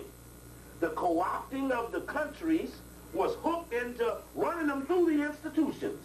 If you go and get to the institution, we'll give you some money. And we give you some money, you'll be cool. As a country, I'll come back and see you later. And so there's agreements that they go with when they agree to be a part of the unity of that institution. Now, why won't a country come out? I checked out one of them countries, that dude, Siniznu, or one of them, he was head of Romania or something, right? They beat the shit out of that man. You know why they beat that man so bad? Because his country didn't owe nobody nothing. His country was debt-free. He wouldn't take any of the loans they ever offered him. So they had a revolution in his country, because they didn't want nobody who didn't know how to check in at the institutions that were the tenders or the engineers or groomers of the New World Order. So we talked all this time about IMF and World Bank, and I'm telling you now, every country is coming to their feet. Now, any of you who took the time during the time that we talked to take a few moments to study what they're about are in a little better position to be decisive about their behavior that's nearby what you're doing. So I just make a suggestion to you. Again, the institutions that were identified have significant impact on our community, and that these institutions, and we talked about FEMA, that these things have significant impact. A year ago in December, FEMA was leading all them people out of the Missouri, New Andrews fault, or whatever they was calling that fault in Missouri, well, on December 2nd or something last year, everybody was supposed to have a big earthquake. And the shit never happened, did it? Thousands of people left the area on the speculation that it would be one. Mass migration of population was tested. It was successful. And no one has even raised any questions about why it came and went and never even happened. It was never supposed to happen. Migration and speculation was tested, and it was successful. They were preparing to move 5,000 families into Mississippi and Alabama. Did they have the trains to take them? I mean, you can't move all them people unless you got something to carry them in. I'm suggesting that that allowed them to use certain instruments to be tested as instruments of moving mass volumes of people. So, if they're not going to fly them, then your roads become important. Now, we need to have our own AAA, be triple B, triple black, our own auto club. Now, since we talked last, we see that they have escalated. Automobiles that have laser guidance on it, expressways that are laid down with computer programs that give you the traffic report miles before you get there. These things have escalated. They didn't de-escalate since we got together last. Universal Product Code hasn't diminished. Inability has expanded. All of the centralizers of the buying and the selling have escalated since we've talked last. So I'm suggesting again that the themes and the trends that we identified are real, and that the trends are unfolding just like we speculated. Such that leads to something. Don't say, yeah, I saw 9 out of 10 of them things Brotha said was correct. Well, here come the 11th thing. They're coming. Now, don't misinterpret having heard all 9 on the nozzle. Don't misinterpret and hear the 11th one and decide that you're not going to add them all up and make a sound decision about what you need to do next. So we'll leave that. Here's one. Nakasone urges lead role for G7 industrial states. When I first got started, we talked about the Trilateral Commission. The Trilateral Commission identifying Rockefeller in '72, picking Western Europe, United States, and Japan as the engineers of the New World Order. He picked 3 regions in '72 that in '92 got the motherfucker. Now, when he threw it out in '72, somebody said, well, where's China? Where's the Soviet Union? And he said, they will not be in the leadership of the clusters. This is an economic white revolution. Therefore, these are the economic engineers. And from them 3 regions, I take 7 of them down and make them overtly the G7. And anybody in the masonry, see the compass and the square got a what in the middle of it? A G. Then you take 7, the perfect number. Now you got the white boy going G7 on our ass. And that's a code to keep other white boys in check. And these are not accidental. These are subline, clear messages that once we got the 3D on, we say, oh, yes, yes, yes, yes. 30 degrees, so they're 30 degrees close. You're just readjusting your focus because you've already made a prediction about their pattern of behavior. So you be calm about the escalation of their activity, not passive. Be calm because we have clearly calculated correctly their activity, which means that our conclusions based upon these assumptions are more likely to be successful because of the continuing ability to identify the pattern. Hour 15. Thank you very much, Court. So he suggests that there be peace by consortium. Peace by consortium. Now, whoever puts the peace thing got to have the war thing. See, you use the war thing to make the peace. Now, I talked about the other day, you have organized war. When they make a decision that they're going to go fuck with the Kuwaiti thing, the dude ain't even got no army. He ain't got nothing to work with. But they're going to go bomb and beat the dude up and take his little thing and kill some people, right? Now, this is based upon trying to put democracy in Kuwait. But there was no democracy in Kuwait before they started. It was martial law, and it was a monarchy. Now, how you going to put democracy where there's monarchy? But don't worry, because any of you all know anybody that died over there, got hurt? Any of y'all know anybody that died over there, got hurt? In the time, that little calling up, you see how deep they called up people? You see they called people off their jobs, called nurses and doctors out their professions, and they were shocked, said, damn, people's coming to me. Damn, Steve, can you help me get my son out? He was just in the guard because he wanted to go to school, and now he got to go over there. Can you help me get him out? I said, well, was he the beast when you got with him? Meaning that he was the beast when you got with him. Now that he's activated his beastly activity, don't come to me and say you didn't know who he was. So I didn't have any sympathy for those who saw adjustments for sleeping with the beast, thinking they'd never have to serve him. But the beast showed him that if you're going to be with me, you're going to have to suck me, get down, you going. So he called him in, and he checked who was with him. Now listen to what I'm saying. He checked who was with him and who wasn't. This is important for him like it's important for us. We both going through simultaneous activity. He need to know who with him because if he told you as a group of white people he don't trust. Right? So he don't trust them in a way that make him have to send the ADL, the JDL, all them out there to neutralize them when they get near you because he can't adjust to that. That fucks up the use of the poor white to kill because the rich white don't come kill nobody. He's owner. He sends operators, but he don't have enough operators. We are all in the military. When they went to call, we was all in everything. So he looked up, and some of the things they wanted to do were unfeasible because we had infiltrated it consciously or unconsciously. So it was uneasy, man, when he called everybody in to check to see what he had to work with, but he did check to see who was with him. And that's important. As we look through what we think that they're up to based upon these conclusions that they're drawing about what they saw happen. Now, the guy Schwarzkopf, he bust the thing up a little bit. Bush decides that he ain't going to give the Israelis the code to allow them to fight in the air war. He decided he wanted to show the other white boys that being the policeman of the New World Order, that he can force order on other whites. This is a significant movement that Bush makes a decision not to include the warlord of the Persian Gulf in the military activity. He says, you sit down a minute. Yeah. And they had to sit. And when the Scud came, he said, now you got to swallow. You must show everyone else that when I ask you, you be tolerant.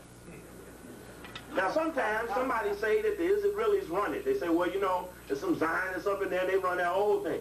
No, there is collaboration of running it. But they don't run it in absence of anyone else because they don't have enough people to fill all of the spots. So there must be some cooperation among networks. So we allude to this cooperation and don't get into the stigma of calling it it's all the Masons or it's all Skull and Bones or it's all the WASP or all the Zionists. It's all of them together in a unified coalition that has problems sometimes. And so we agree that there's only a collective decision about what to do with the black people, not collective unity and how to manage them. So we must play upon their inability to manage effectively. That's why we propagate about the Tower of Babel theory, because to use some analogy, you would understand about what it would be like when they all just can't work together, though they're at the height of their system. It's the inability to succeed. Now, so they had this war, And the script was that we ain't gonna kill a guy, but we're gonna take his shit. We're gonna bum him down. Now, in the 3 months of the Persian Gulf War, Exxon made $2 billion. In 3 months, Exxon made $2 billion. Just because the price went up, they made $2 billion. Now, they own Mobile, Atlanta Richfield. They got a bunch of things that went up. Mobile made $1.7 billion. I'm just suggesting, here's a guy out of money. Everybody said, well, brother, we get the money. I said, brother, we will whip the white people when we get enough money to pull it off. And I'm suggesting to you that they can artificially create the money. So we're not going to get into whether we're going to get enough money to make the move, right? You will never have enough money to make the move. You don't need money, you need courage. Not money, you need courage. Courage don't cost no money. So we ain't going to go broke trying to get none, right? Okay, because everybody talking about what they ain't got, right? And y'all see my shit be plenty raggedy. My shit been raggedy when you first met me. My shit is still raggedy now. Sometimes I go to a place, people want to clean my shit up. I say, you leave my shit alone, right? Because the people need to see the only way it needs to be is sincere. It don't need to be straight. It don't need to be perfectly identifiable. It needs to be sincere, and it needs to be offered in the spirit of the conclusion, not the process.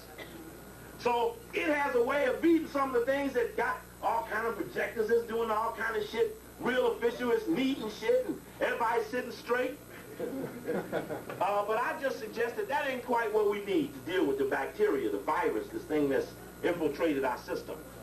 Look at this thing about AIDS and Magic Johnson. Now, I want to tell you something about AIDS is psychological. I suggest to you that the announcement of this brother being infected with a virus forced AIDS on 5,000 or 10,000 of our people who psychologically fell back with, oh, it could be me. I might have it. I am susceptible to this. If it did, it could be me, and they lost the will to fight the virus. Psychological protection is as important as the physical protection. So when somebody look like they, you got to tap them and say, look, man, fuck that. Now when people smell revolution and change, they get excited. See, you get healthy and shit. Now you have a reason for doing all this shit you've been doing.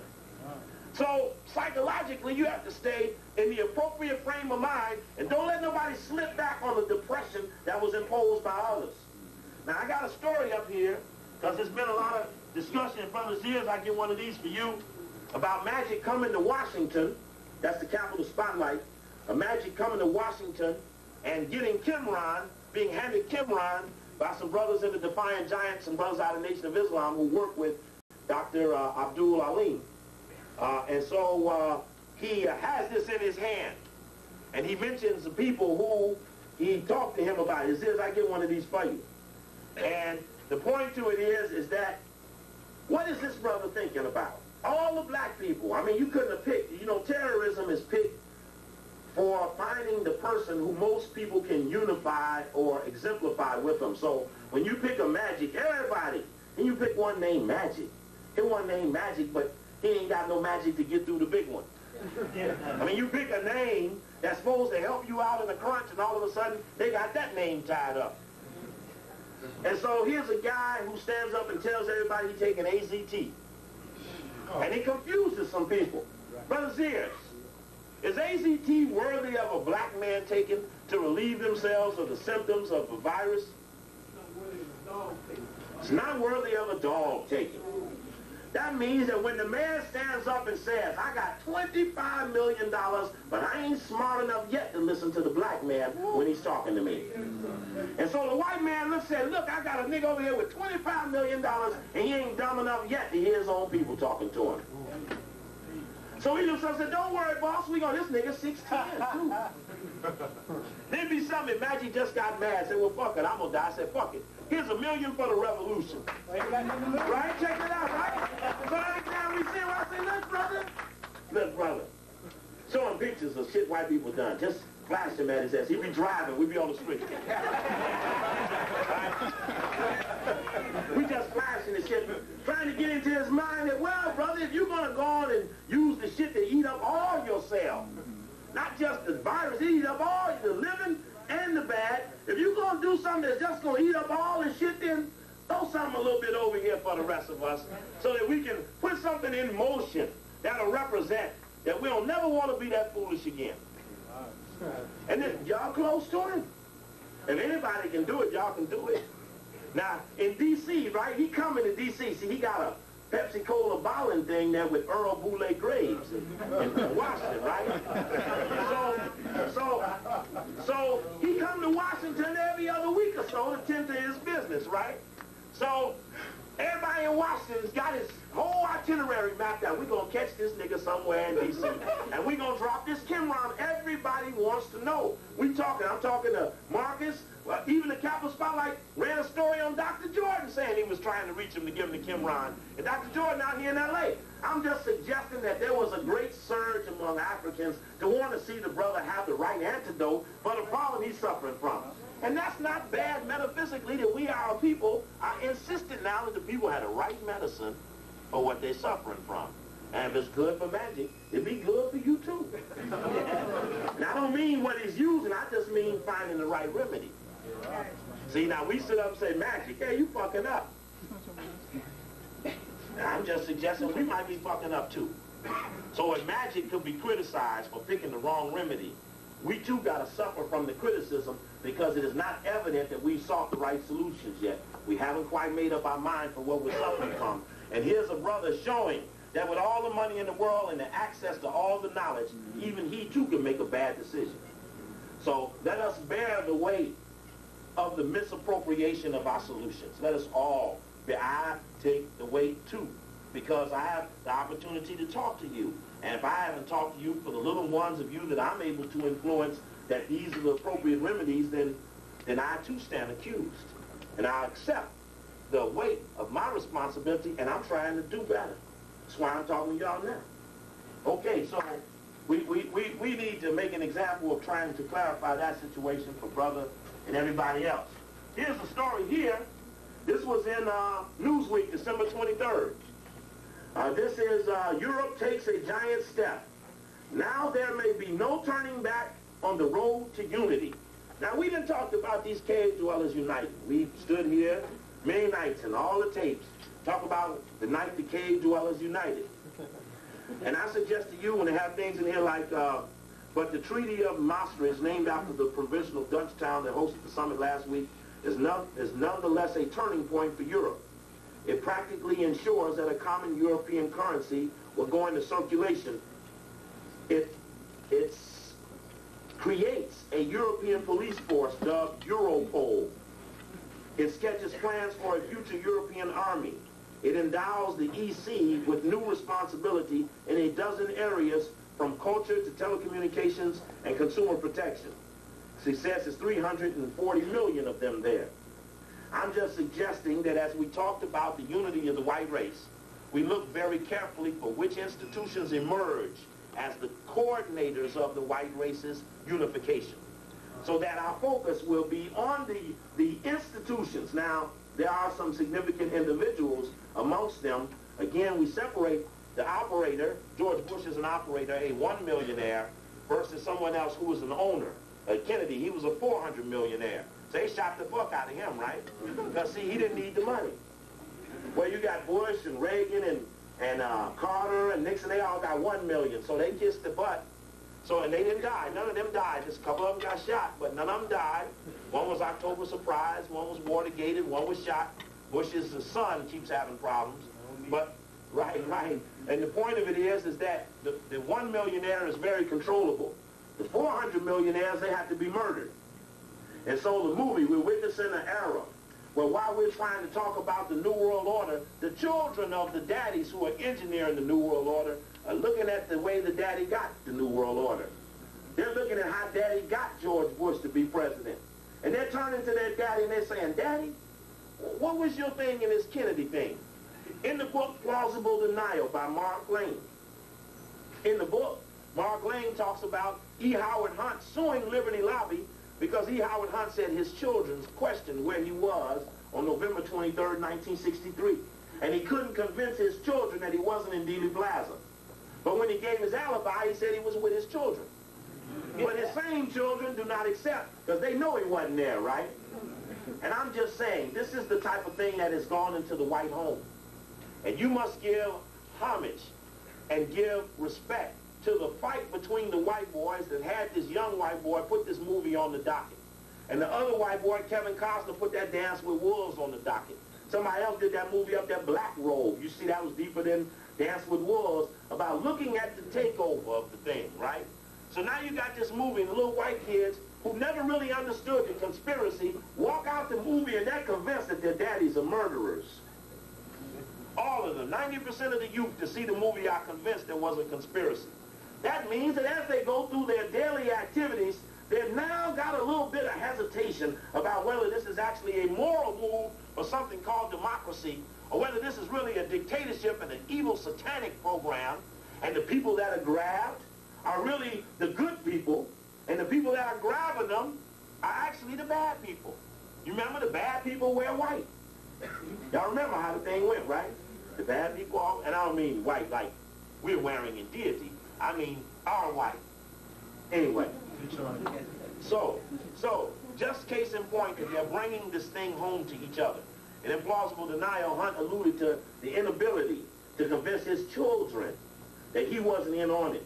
Also in that book, in the back of the book, is an article from The Nation magazine talking about George Herbert Walker Bush, who in '63, 3 days after the assassination, was briefed by the CIA about the aspirations of the Cuban exiles who had just committed the murder. So George Bush was involved at that moment. The book also talks about the Bay of Pigs invasion and how one of the main ships in the Bay of Pigs was called Barbara. The other one was called Houston, where Bush was living at that moment. The operation of the Bay of Pigs was called Operation Zapata, the name of Bush's oil company. After all of the murders, John, Robert, Malcolm, Medgar, Martin, after all the murders, the guy who the shit was named after becomes president. This is the most groomed president in the history of the United States. Now, I'm just suggesting that the only way you can groom it is to be in control of it, to place him in the position that you groomed him for. So I suggest to you that somebody is assured that this beast would get that spot by hook, crook, or whatever. And he got the shit. So now we give some credence that their ability to produce the satanic activity that they dream of is potentially possible. Which means that our response system has to be potentially prepared because it's potentially possible they could pull it off. And do they have morality or sympathy? Oh, no. They're still, you see the guy standing there with the single bullet thing, and it's just a good way to do it. He had that little stick, and the bullet is going all over, and he's trying to run the stick around, and the little kids are looking at going, damn, that's some deep shit there. Right? So he don't believe shit. They say that head went back and to the left, back and to the left. And then you see this other guy, little David Ferry, he in the movie. The little guy played in Goodfellas. He played the fuck out this part here, playing David Ferry. He's running around, they're going to kill me, they're going to kick my ass. He know he was responsible for controlling the information, and when the shit leaked out, he knew his ass was gone because he couldn't control the set.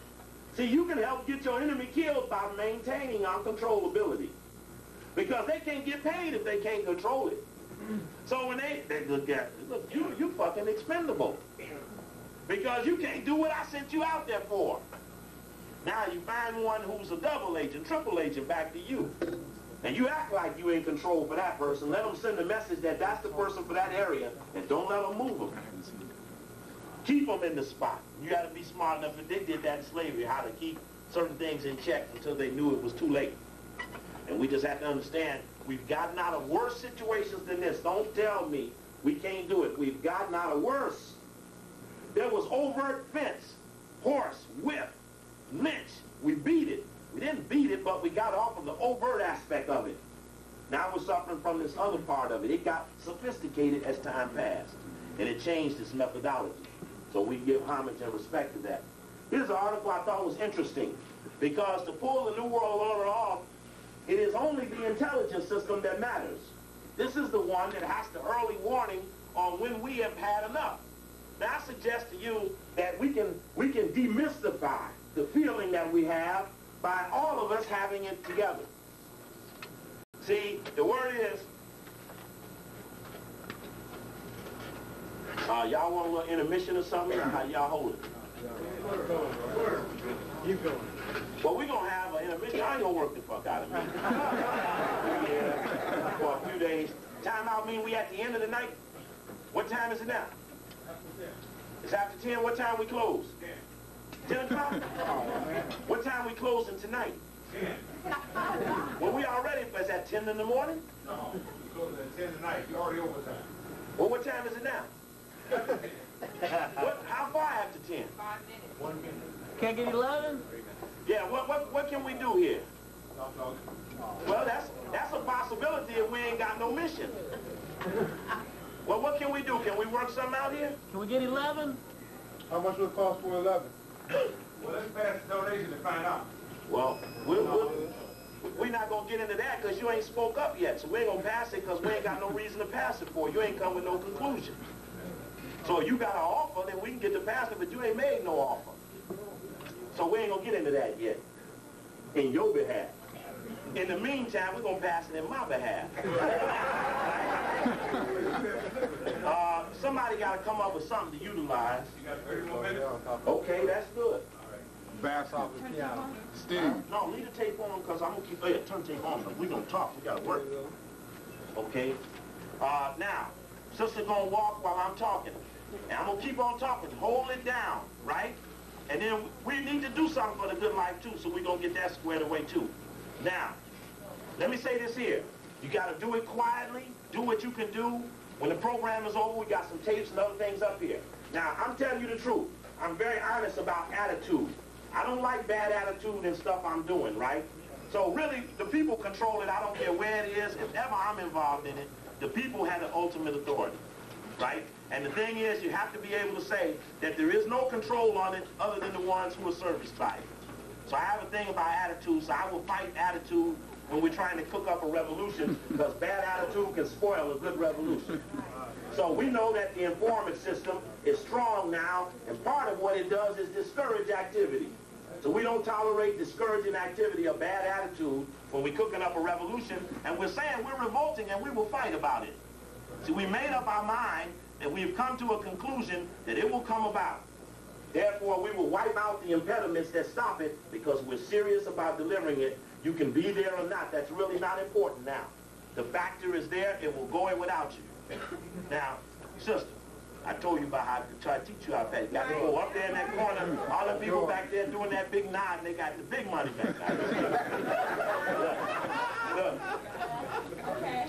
Do the best you can. If sister don't get to you, don't put the money back in your pocket. Everybody hold it, right? They don't get over there, you go. And you know what?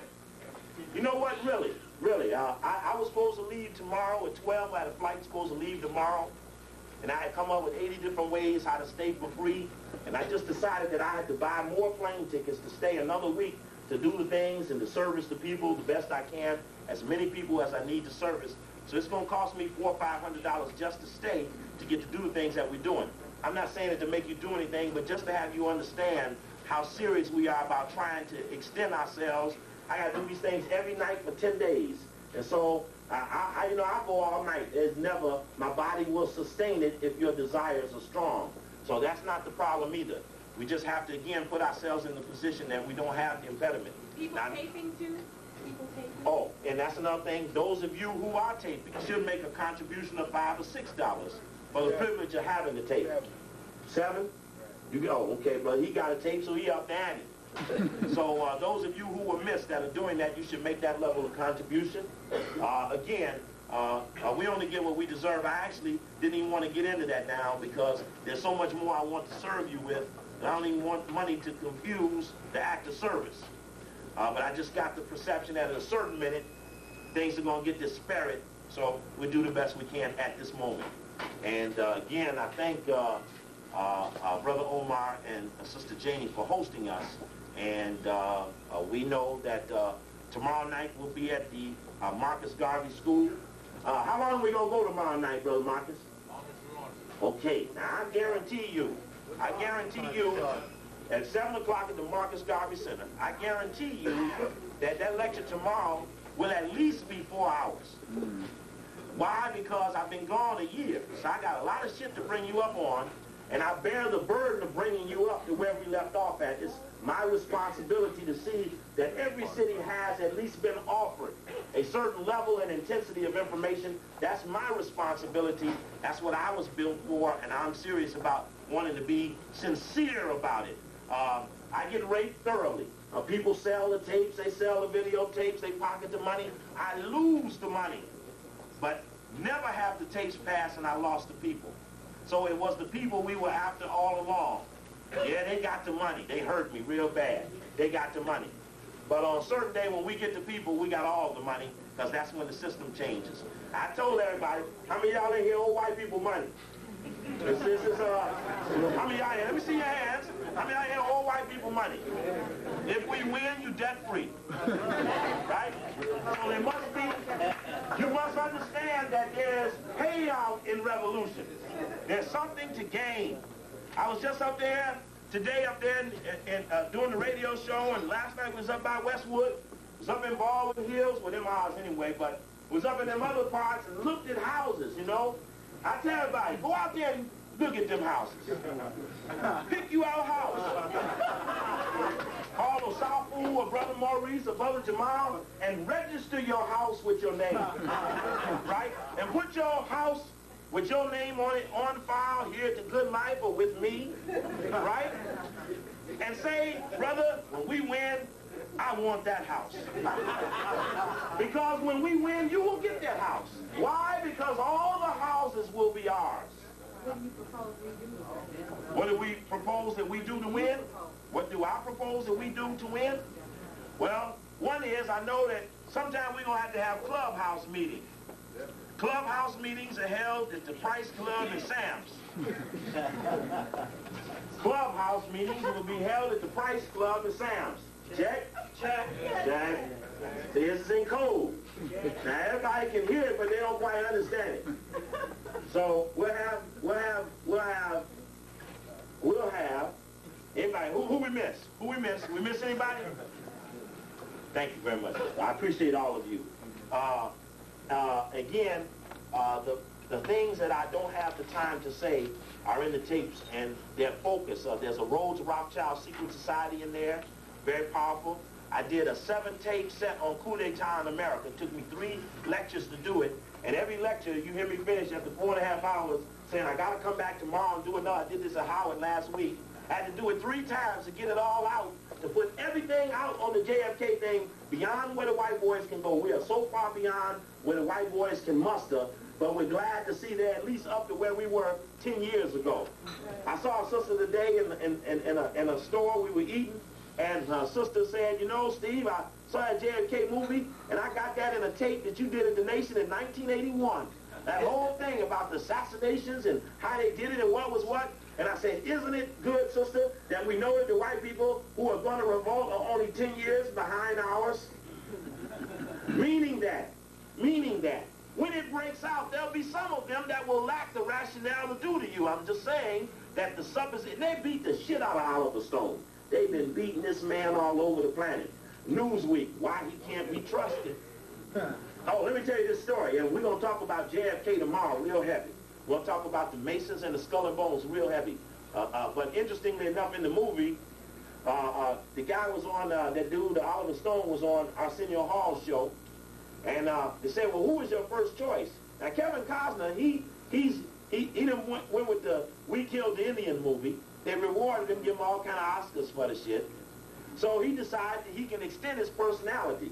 So when they say, who did you want to be in the movie first?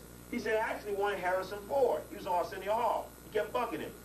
Who did you really want to play Jim Garrison? He said, actually, I wanted Harrison Ford, but he told me he couldn't be involved with a project of this nature. He didn't say the part wasn't good. He didn't say the potential for the movie to work wasn't plausible. He said he couldn't be involved in it. Now, when you look up and see Walter Matthau and Jack Lemmon and Sissy Spacek and Ed Asner, and you look up and see these white boys coagulate around the theory of a murder, don't underestimate what you're witnessing. Every one of them whites were forced on the Today Show and the Joan Rivers Show and the Tonight Show. They were forced to say whether they believed in the movie. Do you believe this conspiracy movie you played in? Jacking up an average white Joe about a conspiracy chomping. Is there such a thing? And the whites have to say, you know, I was in the movie and I kind of believe in it. So check them off. But that's all right. There's a base for them to fight each other with now. That's important. That a cadre organized. Now, the movie's in 1,000 theaters and all others is in 2,000. So he getting access to run the movie, but the people are still going. How many of y'all here seen the movie, JFK? I suggest to the rest of you who haven't seen it to see it. I also know I brought with me a videotape of a movie called La Femme Nikita. It was a foreign film. Few people, anybody see Nikita, La Femme Nikita? It was a movie about assassination squads. What do you think? Good movie?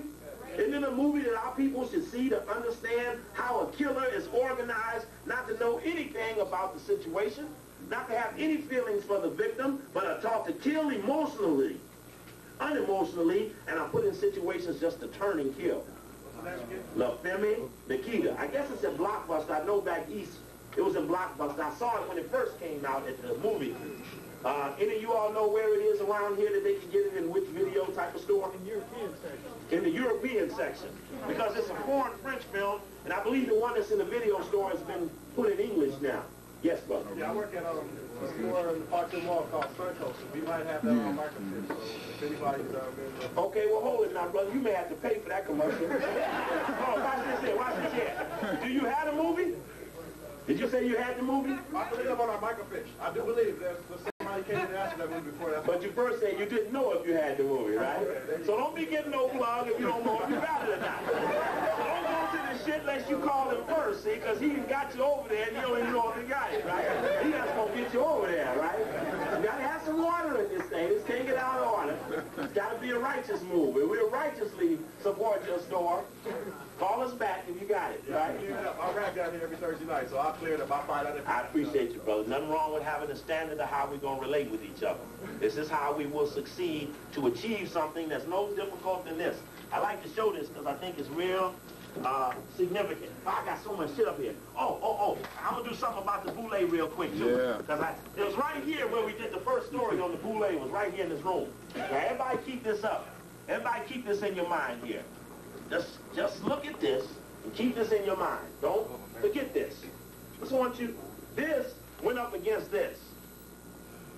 Right? And this won. Right? Now, I ain't into the white people. Probably nobody in that pile graduated from UCLA or USC. Probably none of them made it to Good Life or been in African Minds United or been to the US organization or anywhere. They're probably just a group of faceless, nameless people who had enough. Now, the story came out later that how all these people stood around Yeltsin when the revolution came was because one little white boy owned a Pizza Hut. And the people needed to sleep there overnight, and he agreed to give them free pizzas. He made thousands of pizzas and fed the people who stayed around the guy till the revolution was over. Now, here's a group of people who stay 6-7 days around the guy, 200,000-300,000 of them, and the one that holds them together is the pizza man.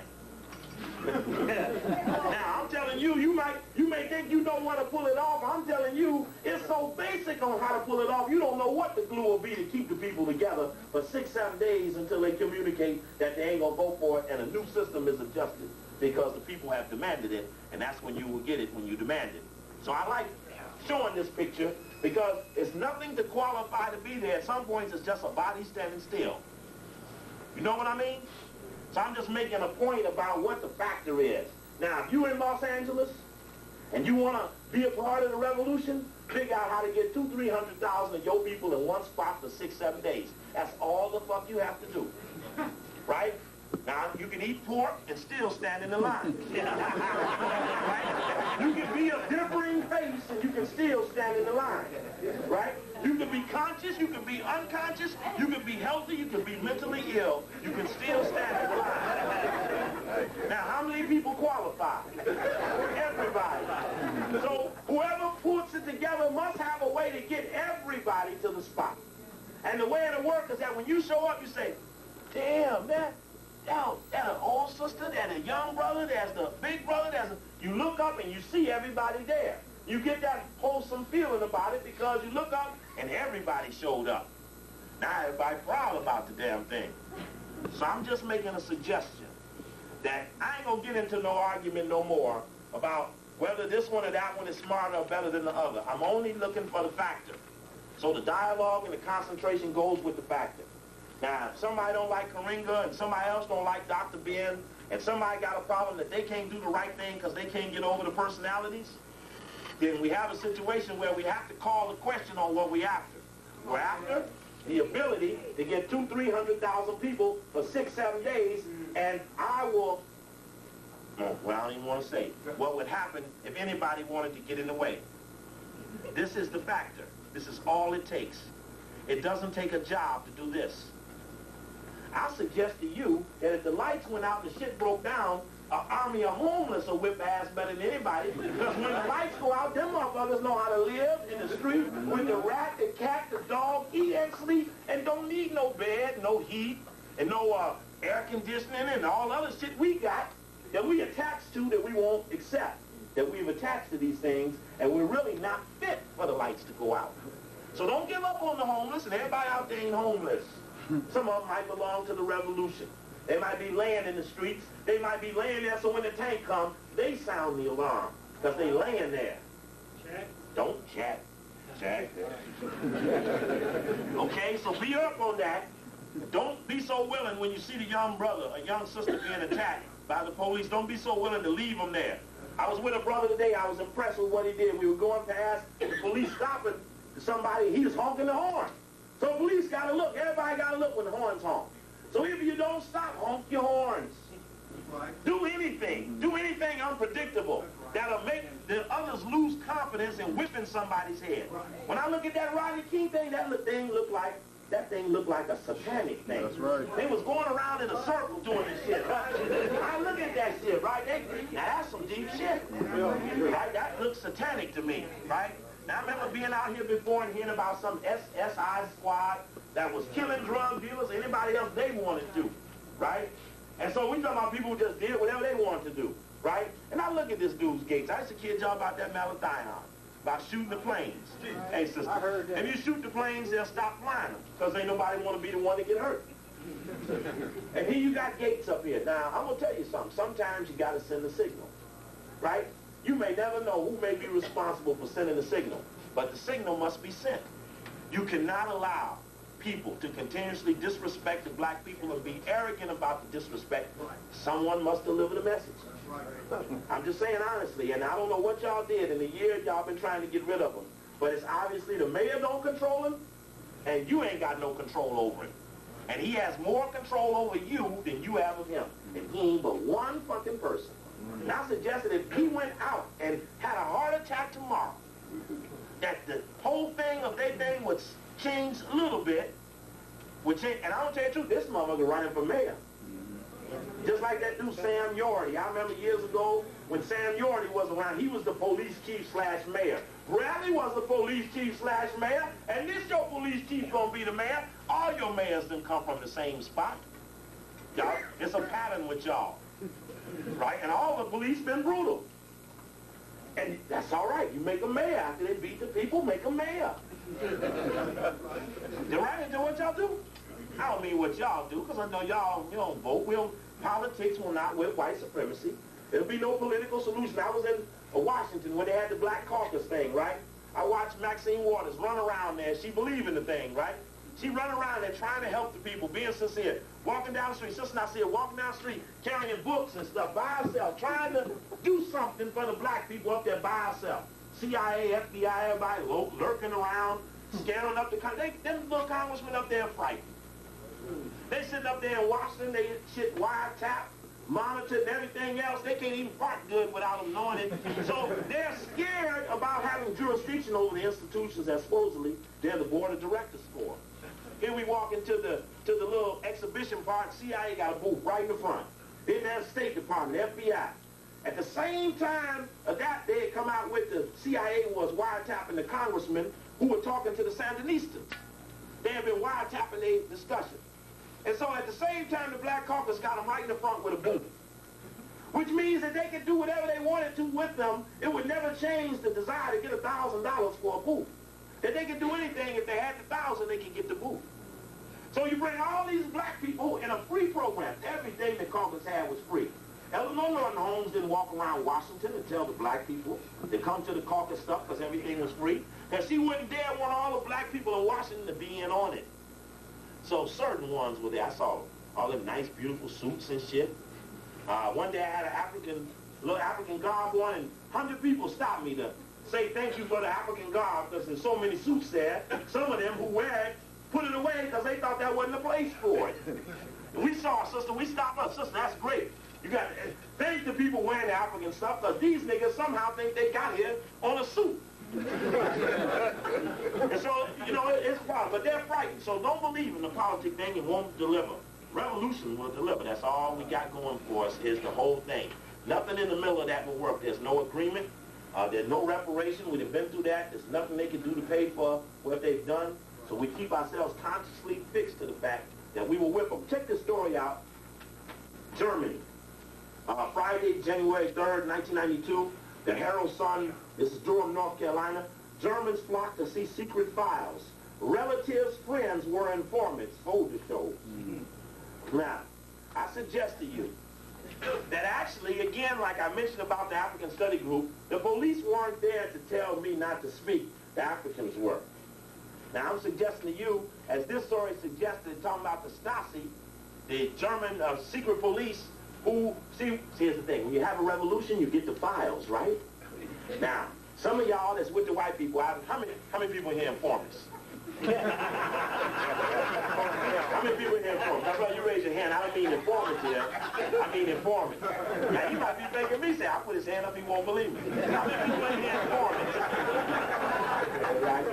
Now, here's the thing, right? I'll tell you informants, right? You might not want to tell, but I'll be around a few minutes after the program. I'll be back around the washroom. If you want to meet with me secretly, I got a message for you. Right?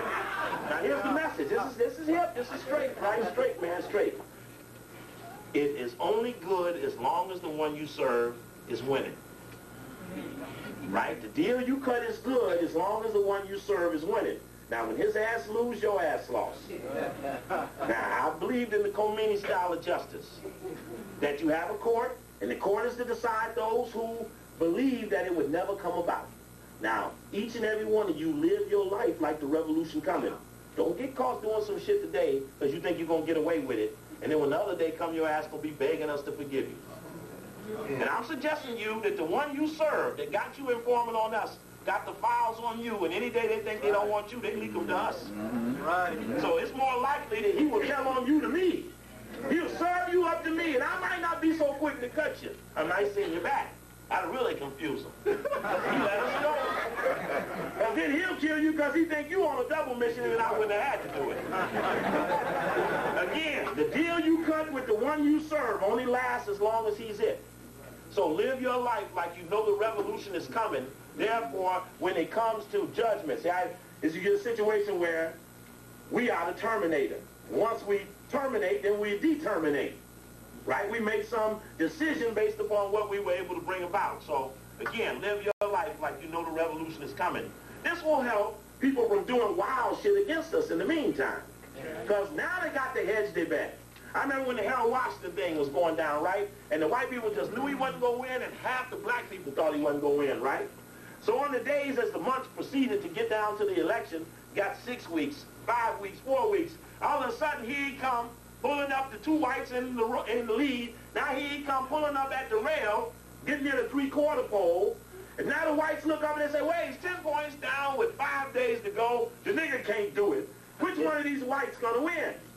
Now the whites at some point get real bodacious. They be bragging, well, when my man win, I'm firing your ass. So people start threatening other people. Whooping, right? But here come the surprise team. Can't nobody anticipate that the surprise team is going to do it. So there's no provisions, there's no judgment based upon having to adjust to them. So they overlook it. So they look down there and say, oh, that shit, it ain't worth nothing. Niggas can never pull it off. See that movie, Havana, with Robert Redford in it? They up there gambling, right? Meyer Lansky up in there. They gambling, and they say, well, that Castro, he up there in the trees, but he ain't got but 12, so fuck him. Right? They kept on doing what they was doing. Say, he'll never do it. He'll never pull it off. Oh, motherfucker, where? Oh, we better get out of here. So they evacuated the premises, and you knew it was over when Batista left. He left his army. So I suggested you serving his ass that when the shit come down, he's going to fly away safely. He going to leave your ass here with us. He going to do that. So be aware again. Now, if any of you choose to defect, we have positions open for you. If you choose to defect, so that we can keep at least half of your information right and half of it purposely wrong, and send you back to him and talk with him, and have enough for him to quasi still believe in you while not being totally able to disbelieve in you. So now he's confused, and that's good for us. Check. So any of you want to meet with me after, we can talk, right? Because somewhere we're going to have some compassion, but we must have justice, and it will be uniform. Again, I've said it here before. The elders, it should be established which of our elders are we willing to agree will dispense over justice. In other words, if we're going to have a new system, we must have a court. And our court will probably best be made up of our elders, who should be picked now while there's no confusion or conflict. So that the elders is well prepared and have been we carry them down the street like a parade. These are the elders that will preside over the court of the new people's government. Period. Right? And then behind them come the enforcers who will enforce the will of the justice rendered by the elders. I'm sure that's the fact. So I'm just making a suggestion that these things be prepared, that the law students go through the books and pull out the right law, that the plumbers think about where the valves are to run the whole plumbing system, because the day we win, you got to know how to run the whole thing. And you may be the lowest one on the pole today, but don't give up, because tomorrow you could be the top man. Listen, that's right. You could be the top man. All you got to do is know your stuff. That's all that matters when we win, is that you know your stuff. You can carry your area. Right? If you're the carpenter, you got to have a system to build many houses quick. It don't take $10,000 to build it. They held the shit up. They never wanted us to. So we'll have to build mass housing immediately, know where to put it, how to build it, and how much it would take, and how fast we can do it. And these just must be sitting on the book. The houses, the communications. Every revolution, first thing they do is fight over who controls the TV and the radio. Because you can fake the revolution and give confusing information. The people are all sucking up off of it. They don't know what's the facts. So many times they announced Bush was dead when he really wasn't. Bush was in the hospital when he really wasn't. Actually, somebody may have had the script, he just didn't get down far enough to make it possible. And we'll talk about that. I'll show you some articles that will give you a perception, when you look very clearly, as the Washington Post did a 7-page series on the front page for Dan Quayle. Bush falls right down on the third day. And that the perception was that Bush may fall out. Quayle is well prepared to assume his responsibility. Not that Bush isn't loyal, but there's rivalry amongst the whites, and the Zionists and the Jewish people are fighting. Here's a story here. Sununu denies blaming Jewish groups for woes. When Sununu got in trouble, he said, I got a Jewish problem in the White House. Right? And then he had to come out to apologize for saying it, but that's what he meant. That's who was fucking with him. The one who wasn't letting the Zionists in on the president was the one who then got exposed for something he was doing. Now, lesson, limit your pathologies. Because when they decide they don't want you, you can limit the amount of alternatives they have to move you out of position. Check? Sure. Check. Okay. Now, one or two things in closing.